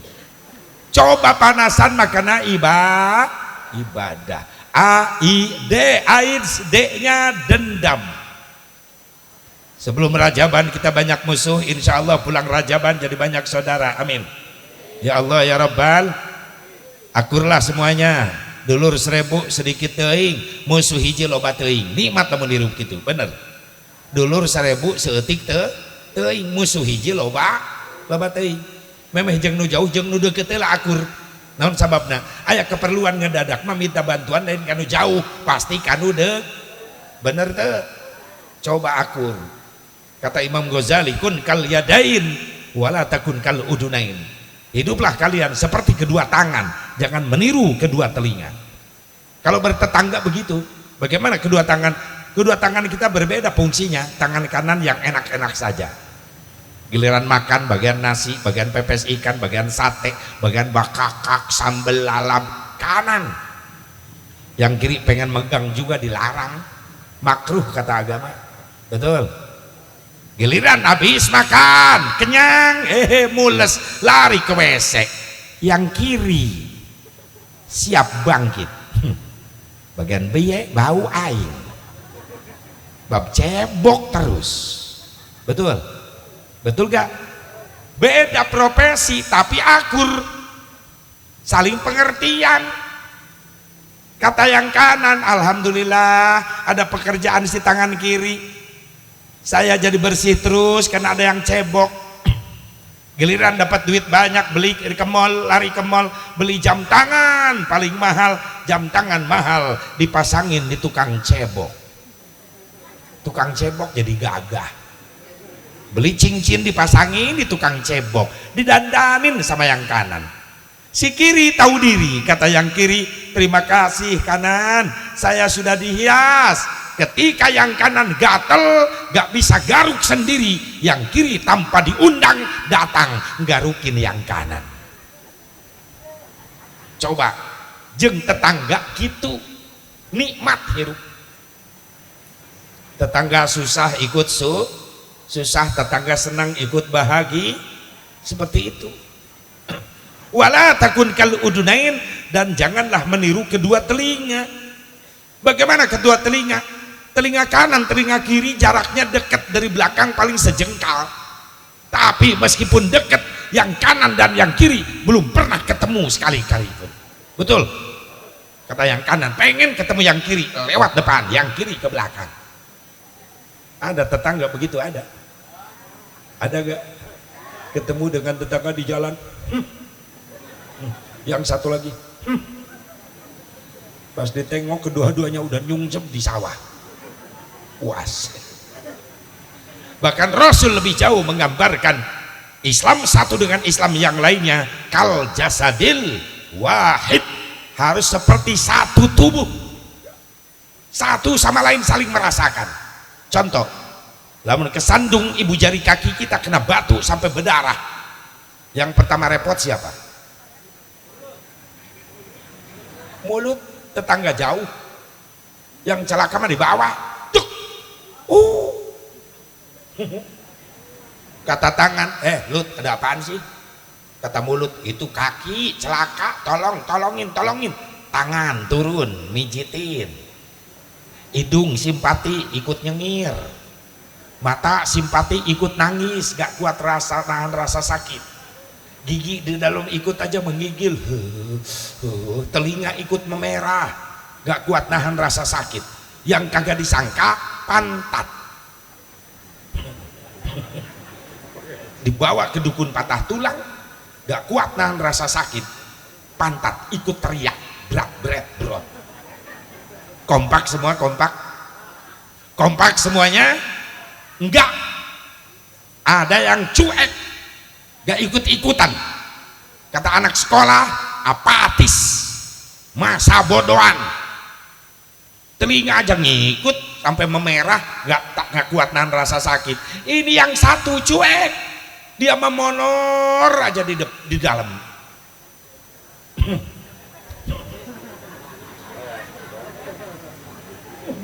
Licik dia sama orangnya. Ibu jari kaki kesandung ke batu sampai berdarah, tangan mijitin, hidung ngeriut, mata nangis, telinga memerah, gigi ngegigil, bibir sampai monyong-monyong, pantat sampai prot. Yang satu ini gak ikut-ikutan. Masa bodohan dia mah ngerengkol baik. Itu tandanya orang licik. Licik gimana Asep? Dia mah licik, giliran dia ada maunya ngerepotin semua. Harus ada amil, ada penghulu. Kalau dia ada maunya, harus ada wali, ada saksi, harus pakai surat-surat resmi kepemilikan, ditanda tangan ketika akad nikah, diasongin sama amil. Nih tanda tangan 3 surat resmi, SIM, STNK, BPKB. Apa SIM? SIM, surat izin menyolok. 2 STNK, surat tanda nurunin kolor. Yang ketiga BPKB, bukti pemilikan kendaraan brewok. Kalau dia ada maunya ngerepotin semuanya, licik. Ada di kampung ini yang begitu. Giliran jemaah orang kampung sini murajaban, nyumbangin tenaga, nyumbang pikiran, nyumbangin harta. Ada yang cuek lah, sukses juga enggak, ngeledek sama panitia kadang-kadang. Giliran dia ada keperluan, minta bantuan sama jemaah. Betul, itu orang licik. Kalau ada di sini yang begitu, tandain pintu rumahnya, kasih huruf The Big Family of Rengkol. Keluarga besar si Rengkol. Dendam buang, ganti dengan silaturahmi. AIDS, S-nya serakah. Terlalu mencintai dunia sampai lupa Allah dan Rasulnya. Ngejar-ngejar dunia sampai lupa Allah. Maaf, hidup di dunia cuma sementara. Suatu saat kita akan kembali kepada Allah. Apa sih bekal yang kita siapkan? Amal soleh, keimanan dan ketakwaan kita. Betul? Makanya mudah-mudahan langkah kita malam hari ini mudah-mudahan jadi tabungan deposito amal soleh kita yang insya Allah kita sampai di hadapan Allah, ditukar dengan rahmat dan keridhoannya. Amin ya Allah ya Rabban. Jangan terlalu senang di dunia, suatu saat kita akan mati. Kenapa sih banyak orang lupa sampai ngejar dunia siang malam, lupa Allah, lupa Rasulnya, nggak mau sujud sama Allah, perasaan mau hidup selama-lamanya, padahal Ajrail datang nggak pernah ngasih tahu dulu, nggak pernah pandang bulu, pilih kasih. Ajrail mubayi baru keluar, waktunya ajal datang, Ajrail sikat. Saya masih muda, maaf, banyak yang muda juga mati, betul gak? Ajrail nggak pandang bulu. Saya sehat gak sakit, yang sehat pun banyak, yang mati ngedadak, betul? Di Bekasi kemarin berita anak muda mati gak sakit. Ada sebabnya, mungkin sebabnya jatuh dari ayunannya di atas tower, nutup. Kalau waktunya ajal datang nggak bisa ada yang nolak, betul? Kenapa sih kita terlalu tenang? Kita dibuai dengan dunia, terlalu tenang kita. Naikkan kendaraan made in Jepang, lupa sama kendaraan Made in DKM. Apa kendaraan Made in DKM? Katil. Betul, pasti kita naik katil. Makanya ada prediksi bahwa katil kendaraan paling seram di dunia. Seram ya Ustaz, seram. Apa buktinya? Yang hidup pada nggak mau naik. Jangankan lurah, kiai aja nggak mau. Coba-coba besok ada kiai lewat, gotong rejeng paksa, masukin ke katil, ajur katilnya dileyak ku kiai. Takut kiai juga. Yang kedua, katil serem. Bukti yang kedua, yang pernah naik katil nggak pernah gagal, mati melulu, mati terus. Yang ketiga, katil serem. Yang pernah naik katil nggak pernah balik lagi ke rumah. Turun dari katil langsung masuk ke liang apa? Liang lahat, liang kubur. Makanya hati-hati, suatu saat kita akan masuk ke liang, karena hidup kita nggak jauh dari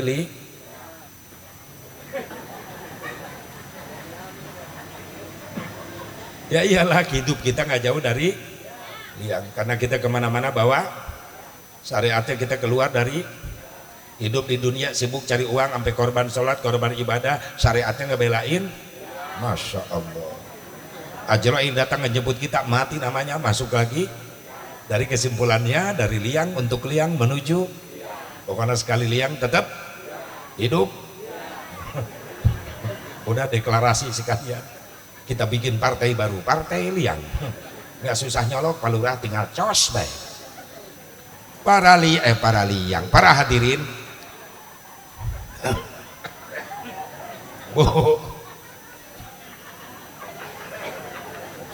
bahkan bapak-bapak balik Rajaban nanti pulang di rumah cari, iya ya, liang pintu. Masa suami ibu pulang Rajaban naik kenteng, cari liang pintu rumah, ngeres baik ibu-ibu. Ih, amit-amit. Bu, jangan serakah dengan dunia. Silakan cari dunia dengan syarat buat bekal ibadah. Jadi yang kedua, hikmahnya tathhirul qalbi, pembersihan hati. Hikmah yang ketiga, quwwatut tarbiyah. Dari perjalanan Isra Mi'raj Nabi Muhammad SAW, hikmahnya ada kekuatan ilmu, baik ilmu ibadah ataupun ilmu dunia. Ilmu dunia ya teknologi itu. Maaf Bu Pak, sebelum Rasul diberangkatkan Isra Mi'raj, Rasul tadi diceritakan dibawa ke sumur Jam-Jam, dibelah dadanya, berarti itu ada ilmu dunia. Ilmu apa hikmahnya? Ilmu kedokteran tentang operasi. Bakal adanya ilmu operasi. Setelah Rasulullah Isra Mi'raj, muncullah ilmu kedokteran yang bernama ilmu bedah. Ilmu operasi. Seharusnya yang jadi dokter-dokter bedah, dokter-dokter operasi harusnya muslim yang imannya kuat. Jangan sampai terjadi ada kasus penjualan anggota organ tubuh manusia. Banyak sekarang yang terlibat menjual ginjal. Banyak yang terjebak. Ada yang dijual ke Singapura lah, sehingga pulang dari rumah sakit itu orang ginjalnya hilang, nggak ada. Masya Allah. Banyak yang bandel seperti itu. Orang yang beriman nggak mungkin berani, betul nggak? Betul nggak? Harusnya Islam yang mukmin yang menjadi dokter-dokter operasi, dokter bedah. Makanya anak kita jangan dibiarkan bodoh. Kalau anak kita mau sekolah, sekolahin, biayain, tapi yang jujur, yang lurus. Di samping sekolah umum, pesantrennya kuat supaya imannya kuat, begitu. Ketika jadi sarjana, jadi insinyur, jadi dokter, gak bakalan jadi sarjana yang melawan aturan-aturan Allah. Pasti dia akan tunduk kepada Allah dan Rasulnya, tetap menghargai dan menghormati orang tuanya. Ini penting, jangan ketinggalan. Dari ilmu kedokteran ada ilmu operasi, dari ilmu perjalanan lalu lintas. Rasulullah SAW berangkat dari Masjidil Haram ke Masjidil Aqsa hanya beberapa detik saja. Rasulullah itu adalah isyarat suatu saat nanti akan ada ilmu teknologi tentang kendaraan yang mampu mempersingkat perjalanan. Secara logika Mekah, Aqsa, Palestina 3 bulan, tapi Rasul cuma 3 detik saja bisa berangkat. Berarti apa ada di sana? Ada kendaraan modern seperti sekarang. Kalau saya berangkat dari Cikampek ke sini, ke Pamanukan, ke Tambak Dahan, mungkin berapa minggu saya berangkat kalau jalan kaki. Betul, karena ada Made in Jepang, ada mobil, sejam setengah bisa nyampe. Alhamdulillah. Cuma pertanyaannya, yang menguasai ilmu kendaraan teknologi seperti itu kebanyakan orang-orang yang gak beriman sama Allah sama Nabi. Jepang yang kebanyakan yang nyembah matahari. Harusnya Islam yang menjadi insinyur teknokrat, Islam yang membuat kendaraan, Islam yang membuat motor.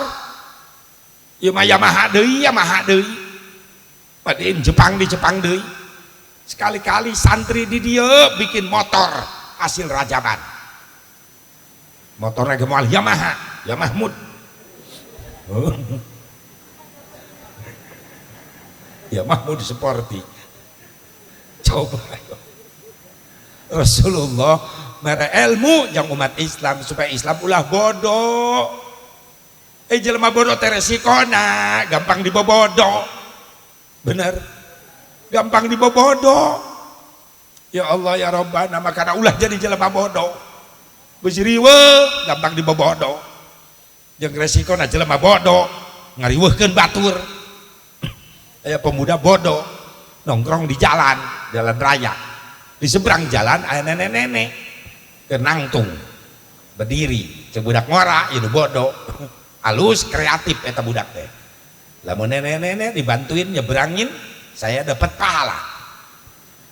Ya anak muda main nyebrang bae tanpa tanya, nyekeleungeun ini itu tatanya heula. Ya mak nyebrang mempeng eueuh mobil, ayo mempeng eueuh mobil nyebrang. Ini gogoakan ini. Goblok, kayaknya dibawa kemana? Geus nyebrang, tong loba ngomong. Beres nyebrang ke budak ngora. Kunaon mak? Make ambek-ambekan.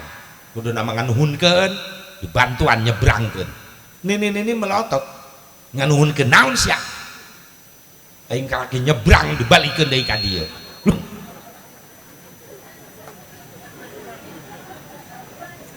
Budak ngora ngahula. Ayo mata dinangtung belah ditu rek nyebrang apa reureuh pan imah aing belah ditu menang hese-hese aing nyebrang aing geus nepi ku sia dibalikeun deui ka dieu. Cek budak ngora atuh mak kunaon teu ngomong siang ngedudut manten. Bodoh ngariweuhkeun batur bodoh teh. Atuh rek nyebrangkeun teh nanya heula. Marek nyebrang, geus nyebrang kan ngeuna main dudut bae hayu nyebrang. Wajar ngambek nih. Aing karak nyebrang dibalikeun deui ka dieu. Pan imah aing belah ditu. Tapi budak ngora ieu tanggung jawab. Geus mah hayu nyebrang deui. Dibantuan aing nyebrang deui. Nini na belagu. Cek nini ulah aing bisa sorangan. Cek budak ngora atuh hayu aing bisa mah nyebrang. Nini nyebrang di jalan aspal.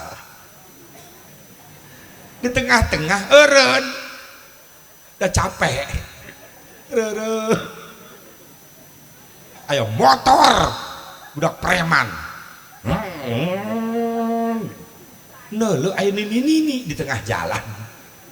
Eta budak preman na motor ngagilakeun motor bari ngerem. Cek budak preman, nini tolol. Mejeng di tengah jalan. Nini teu nerima. Digitukeun malik ngambek. Cek nini si anu tolol. Nabrak aing teu keuna.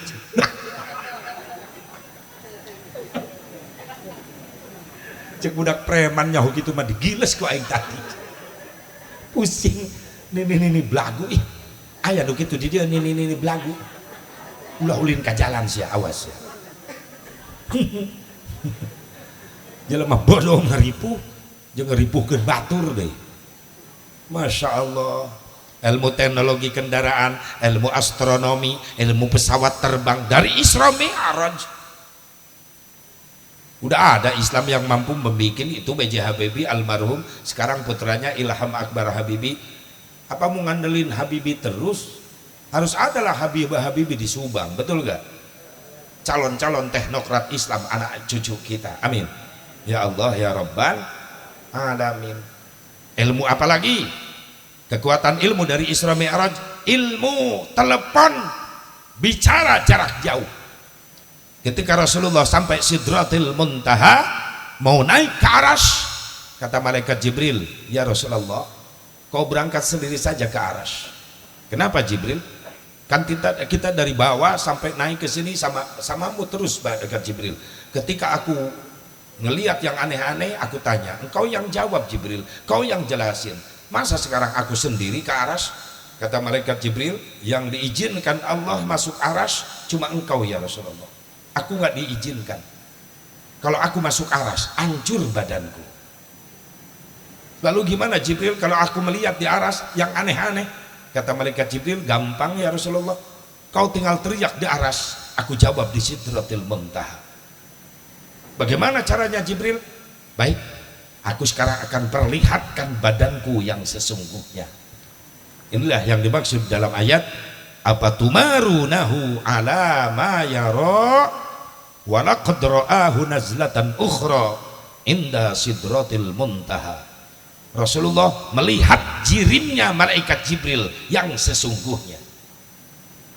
Malaikat Jibril memperlihatkan badan yang sesungguhnya di Sidratil Muntaha. 600 sayap malaikat Jibril dibuka semuanya, badannya dibukakan semuanya.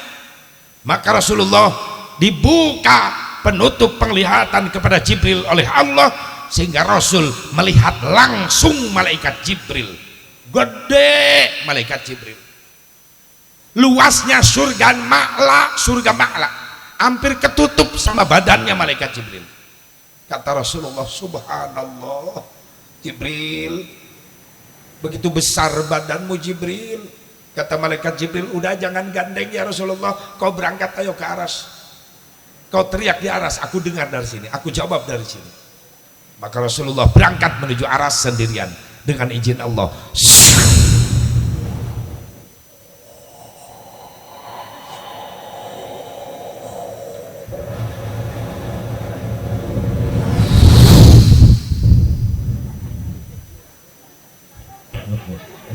Ini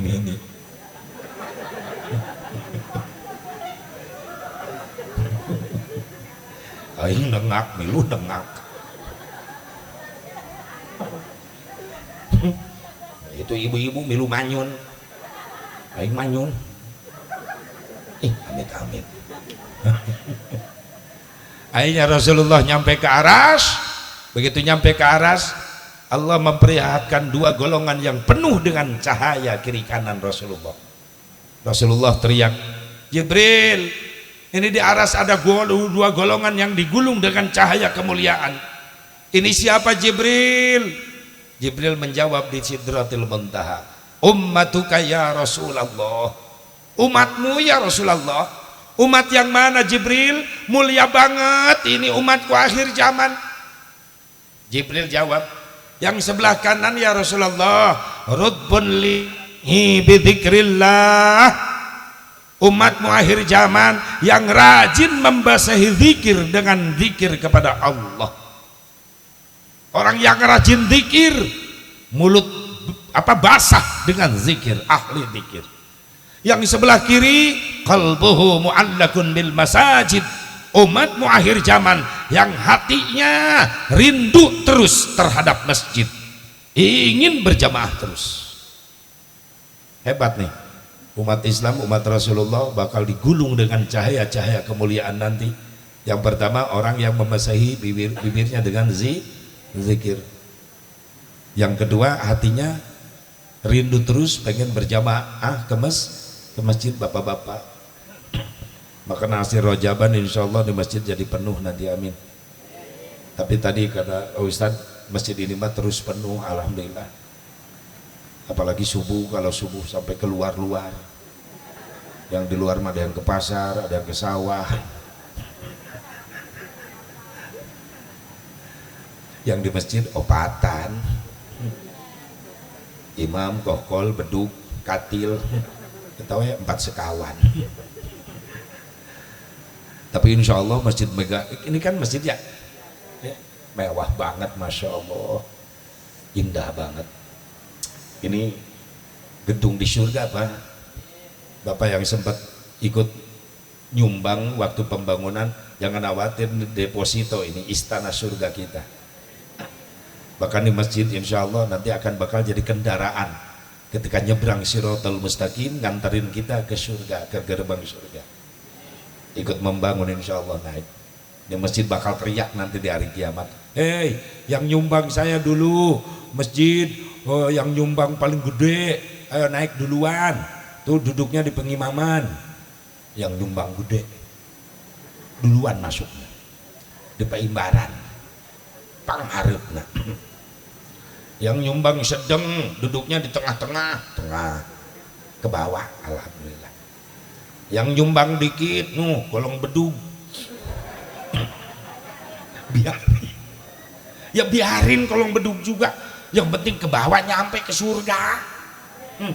Yang kagak nyumbang, sorry ya, dadah. Ada yang teriak, masjid pengen ikut naik, takut itu ada neraka. Kata masjid, kamu siapa? Hehe, masjid Somse. Saya kata tangga. Benar, iya. Waktu dulu saya dibangun nyumbang duit enggak? Enggak. Tenaga? Enggak.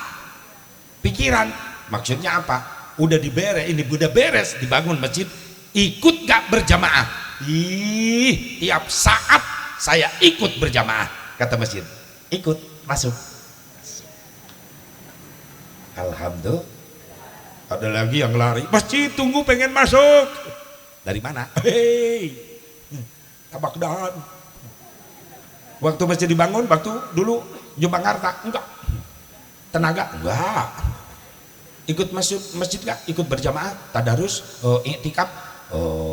Kan saya orang sibuk. Oh gitu, nggak pernah. Pernah sih, ingat saya waktu mati.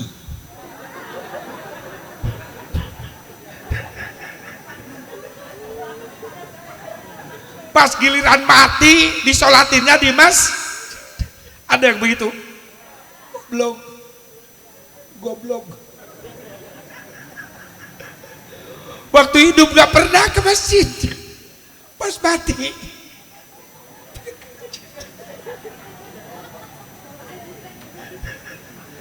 Kalau bapak ibu dengar itu bedug, itu kokol, pasti teriak.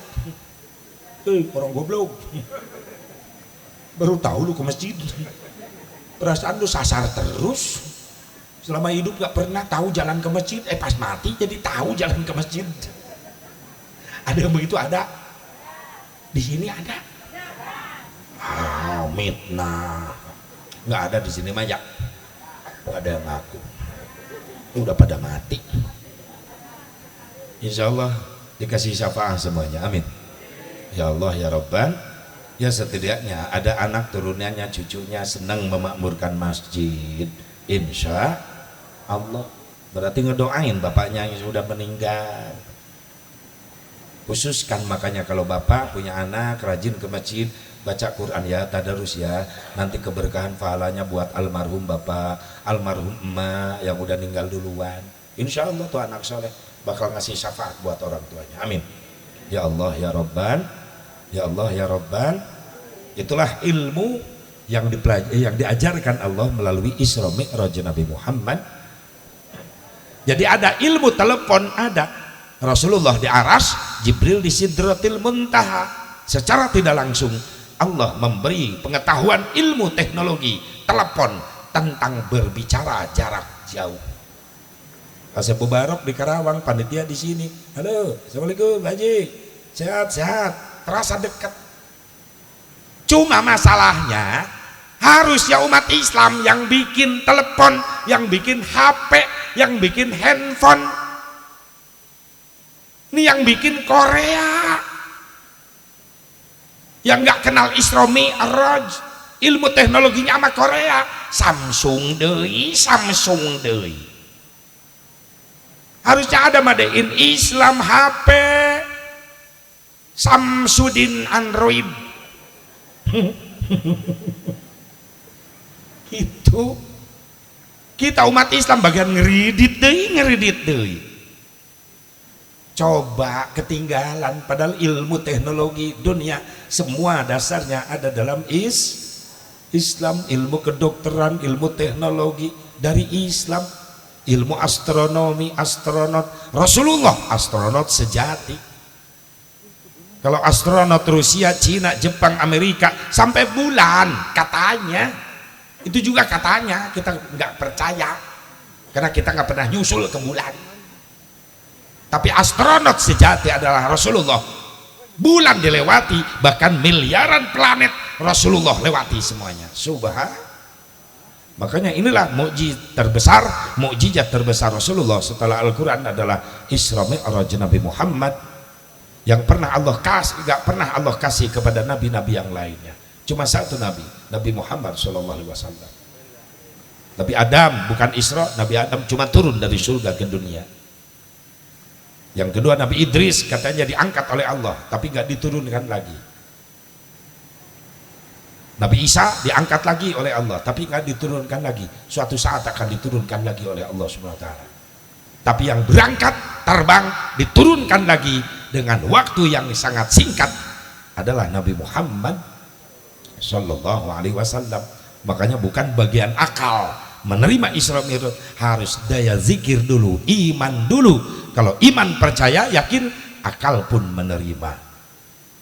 Meskipun tanpa pesawat Rasulullah bisa berangkat karena dengan izin Allah, bukan berangkat sendiri, diberangkatkan oleh Allah.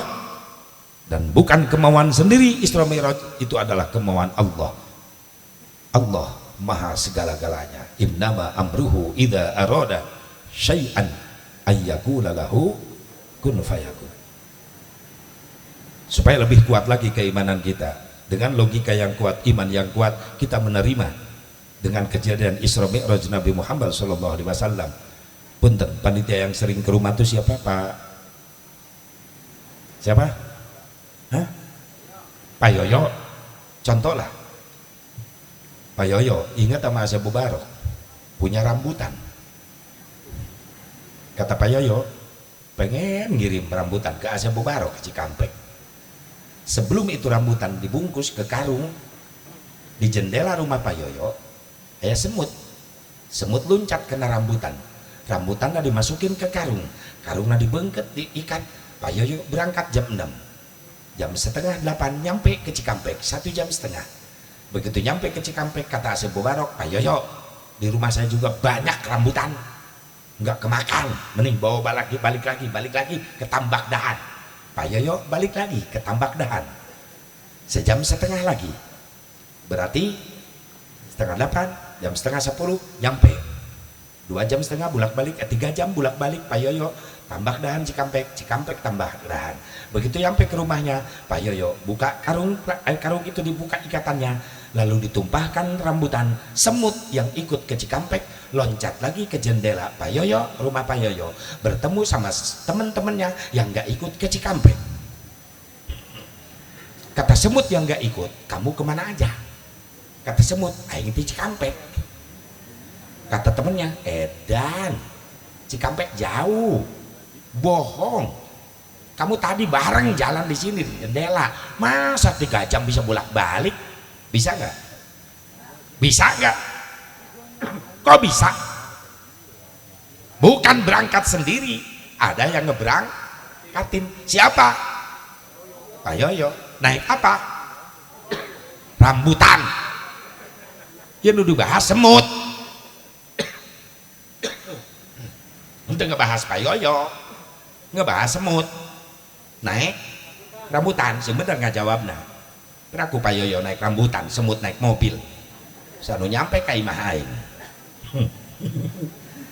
Lamun logika eta semut lempang tambak dan ke Cikampek berapa bulan nyampe? Mungkin tahunan. Lamun selamat boro-boro ke tempat jalan raya karena keluar imah payoyo pae semutna ketincak. Tapi bisa 3 jam bolak-balik Tambadan di Cikampek Tambadan mampu? Bisa? Kok bisa? Sebab bukan berangkat sendiri, ada yang ngeberangkatin. Siapa? Payoyo. Begitupun Isra Mi'raj Nabi, ruh dan jasadnya berangkat. Kok bisa? Sebab bukan kemauan sendiri, kemauan Allah Subhanahu. Bukan berangkat sendiri, diberangkatkan oleh Allah Subhanahu. Itulah pada umumnya akidah Ahlus Sunnah wal Jamaah sudah pahit mengatakan bahwa Isra Mi'raj Nabi adalah ruh dan jasad. Awas ya, jaga akidah. Ini banyak sekarang, jangankan mempercayai Isra Mi'raj, peringatan Isra Mi'raj masih diharamkan. Masih ada yang menganggap bid'ah, dolalah, nggak ada di sononya, biarin. Kalau nggak seneng aja, tapi jangan mengharamkan dulu. Betul nggak? Memang perayaan Maulid seperti gebiar begini belum ada di zaman Nabi. Tapi kalau peringatannya ada.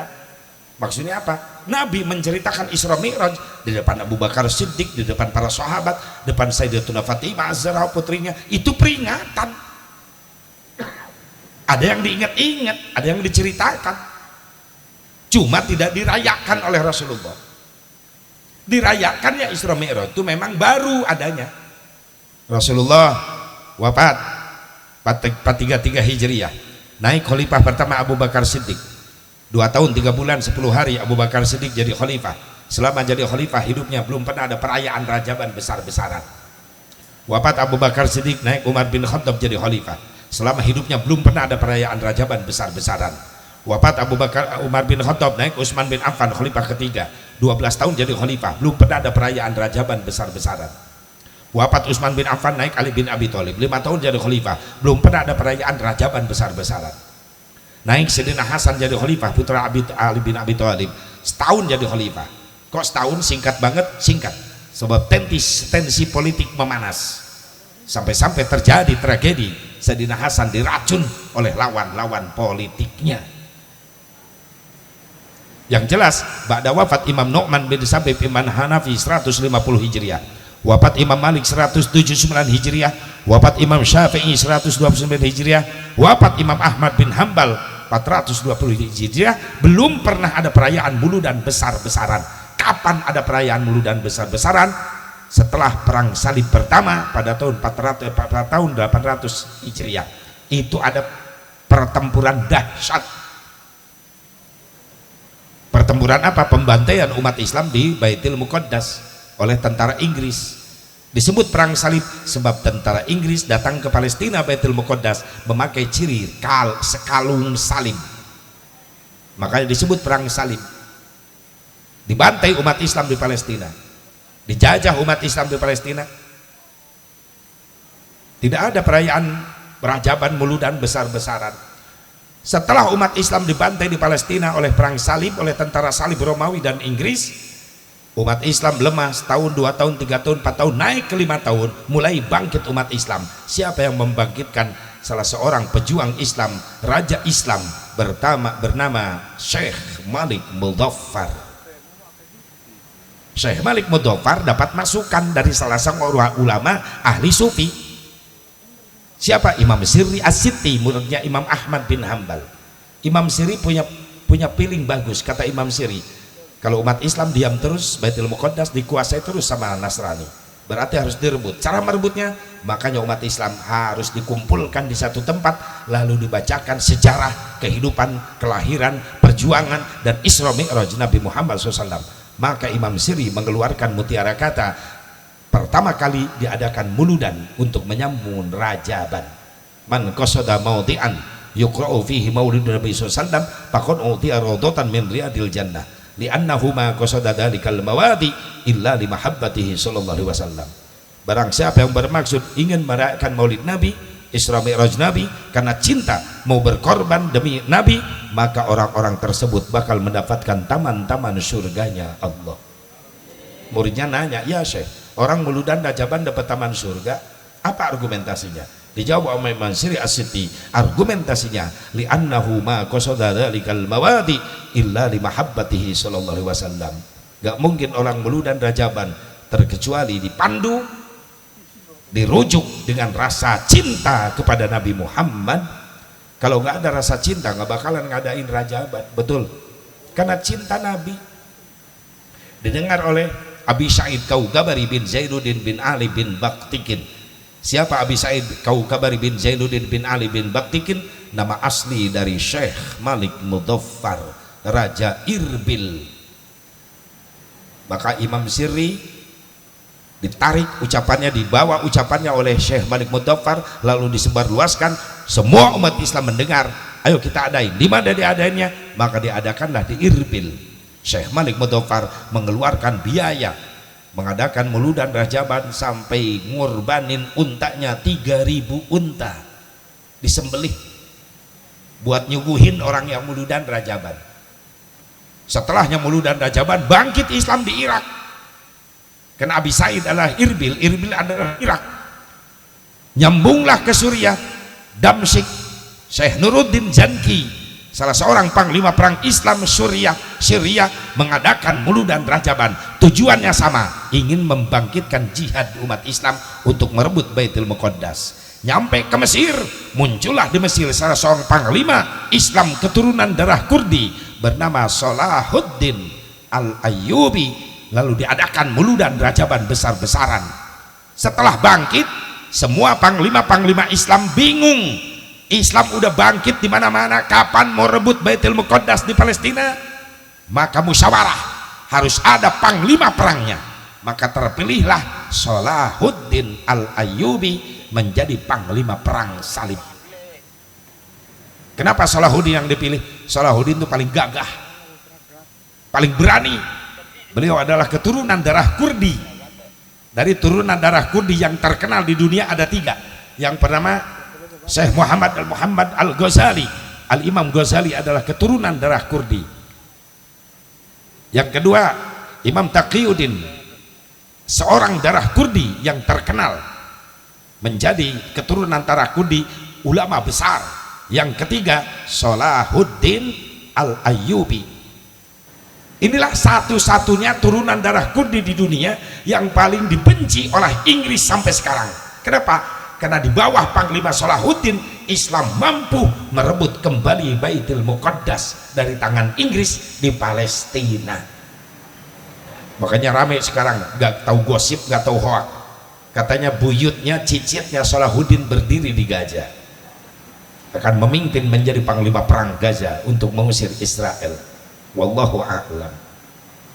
Yang jelas mungkin keturunan Salahuddin masih ada, gak tahu cicit-cicitnya mungkin ada. Jadi pejuang-pejuang Islam dimanapun berada, umat Islam yang sedang berjuang, mudah-mudahan Allah kasih kemenangan. Amin ya Allah ya Rabbal. Kita pun harus peduli. Kenapa? Karena Baitul Muqaddas sempat dijadikan kiblat sholat oleh Rasulullah. Sebelum arah kiblat ke Mekah, Ka'bah Baitullah, kan ke Baitul Muqaddas dulu, ke Aqsa.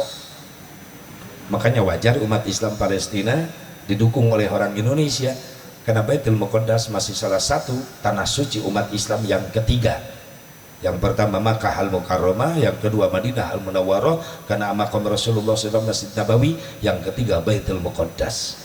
Ketika Rasulullah di Madinah, salat pertama kali lohor Rasulullah rakaat pertama masih menghadap Baitul Muqaddas.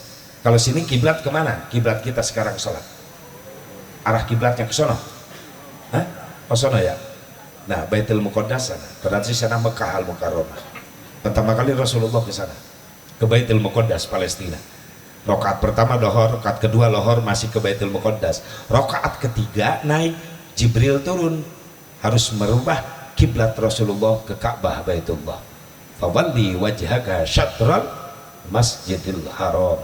Maka 80 derajat Rasulullah merubah badannya dari arah Baitul Muqaddas Palestina menuju Masjidil Haram Ka'bah Makkah Al-Mukarramah. Nah, sekarang diabadikan masjidnya ada di Madinah yang disebut Masjid Qiblatain, Masjid dua kiblat. Makanya kalau ziarah ke Masjid dua kiblat, Qiblatain, itu masjid arah kiblat yang ke Baitul Muqaddas masih ada, belum dihilangkan, karena itu buat sejarah ketika Rasulullah sholat di situ di Madinah masih menghadap arah Baitul Muqaddas, jadi disebut Masjid Kiblatain. Yang belum sempat ke sana insya Allah, Allah izinkan, Allah nasibkan, Allah mudahkan rezekinya, hayang ziarah ka Nabi hayang geus daftar nancan mimpi siapa atau hayang kaditu daftar henteu, daftar heula ke Allah yang punya Mekah Madinah. Kapan daftarnya? Habis sholat fardu duhur asar maghrib isya subuh. Kalau betul kita hidup butuh sama Allah, rajin minta sama Allah, Allah nggak pernah bosan diminta sama kita, Allah seneng diminta sama kita. Justru yang kebalik itu kita yang bosan minta. Tiap kiai didatengin, amalan-amalan dipinta sama kiai, numpuk kertas wiridan dina tas dibaca mantep, nyelapena dompet kertas wirid tapi kalecak hurufna ge leungit, giliran butuh rek baca salah maca ada hurufna leungit, kuduna mah rojak tanah itu mah rojok calana, cuma malaikat calana sia rojok. Minta sama Allah, insya Allah berkah rojab Allah ijabah. Orang sini khusus yang nadir, ya Allah, yang belum berangkat bisa berangkat haji, bisa berangkat umroh. Selama hidup kita insya Allah, Allah kasih kesempatan kita merasakan nikmat sujud di depan Ka'bah.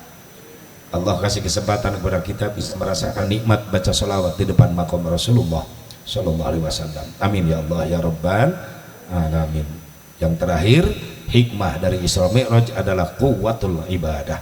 Apa yang jadi kekuatan ibadah? Sholat 5 waktu, menerima perintah yang lain. Tidak ada Isra Mi'raj, Allah cukup mutus malaikat Jibril. Jibril sampaikan perintah ini kepada Muhammad, tapi ketika memerintahkan sholat, Jibril jemput Rasulku. Malaikat Jibril gak tahu apa-apa, cuma nurut perintah Allah ngejemput Rasulullah. Dan ketika berhadapan Rasulullah dengan Allah, mengucapkan satu kalimat at-tahiyyatul mubarakatus salawatut thayyibatu lillah. Allah jawab, assalamu alayka ayyuhan nabi wa rahmatullah wa barakatuh. Lalu Rasul jawab, assalamu alayna wa ala ibadillahis salihin. Lalu bergemuruhlah di arasy kalimat asyhadu alla ilaha illallah wa asyhadu anna muhammadar rasulullah. Dari situlah Allah nurunin perintah sholat yang asalnya 50 waktu jadi 5 waktu. Saking kuatnya itu perintah, sholat dijadikan tihangnya agama. Makanya saking mahalnya sholat sampai terjadi Isra Mi'raj, jangan ditinggalkan itu sholat. Mudah-mudahan kita semuanya dapat ridho Allah, rahmat Allah, dapat pengampunan Allah. Banyak kesalahan kehilapan kita semoga Allah ampunkan, dan kita dapat syafaat Nabi Muhammad Sallallahu Alaihi Wasallam. Itu saja, sudah jam 12. Tadi pan naik aing setengah 10, aina setengah 12 lewat 2 jam aing berenang terus ngarai karena bujur-bujur. Anu hadir mengeunah beki ya nu lapar bener aing teu bisa ngegel cau jang naon ieu cau di dieu. Karena aku ceramah aing ngegel cau mah jang palurah bae. Sok kalurah ayo cau palurah bungkus. Mudah-mudahan panjang umur, berkah. Doakan para ulama, para kiai, para sararehat, panjang umur, guru-guru orang sadana sing sehat, berkah rizkina, manfaat ilmuna, turunan-turunan sing saroleh solehah. Kurang doa baik. Allahumma salli wa sallim wa barik ala sayyidina wa habibina wa syafi'ina wa karimina wa maulana Muhammad wa sallim radhiyallahu tabaraka wa ta'ala an kulli sadatina ashabi rasulillahi ajma'in. Amin ya Allah ya Rabbal Alamin. A'udzubillahi minasyaitonir rajim. Bismillahirrahmanirrahim. Alhamdulillahirabbil alamin hamdan yuafi ni'matahu wa mazidah. Ya Rabbana lakal hamdu kama yanbaghi li jalali wajhikal karim wa 'azimi sultanik. Allahumma ighfir lana dhunubana wa liwalidina warhamhum kama rabbawna shighara wa li jami'il muslimin wal muslimat wal mu'minin wal mu'minat al ahya'i minhum wal amwat. Allahumma barik lana fi Rajab wa Sya'ban wa ballighna Ramadan wa hassil maqasidana ya Allah. Allahumma asin akibatana fil umuri kulliha wa ajirna min khizyid dunya wa adabil akhirah. Allahumma rabbana ya Allah hab lana min azwajina wa dhurriyyatina qurrata a'yuni waj'alna lil muttaqina imama. Allahumma rabbana ya Allah atina fid dunya hasanah wa fil akhirati hasanatan wa qina adzaban nar. Wa sallallahu ala sayyidina Muhammadin nabiyil ummi wa ala alihi wa sahbihi wa sallam. Bi fadlika subhana rabbika rabbil izzati amma yasifun wa salamun alal mursalin walhamdulillahi rabbil alamin. Hadanallahu wa iyyakum ajma'in. Wallahul muwaffiq ila aqwamit thariq. Assalamualaikum warahmatullahi wabarakatuh.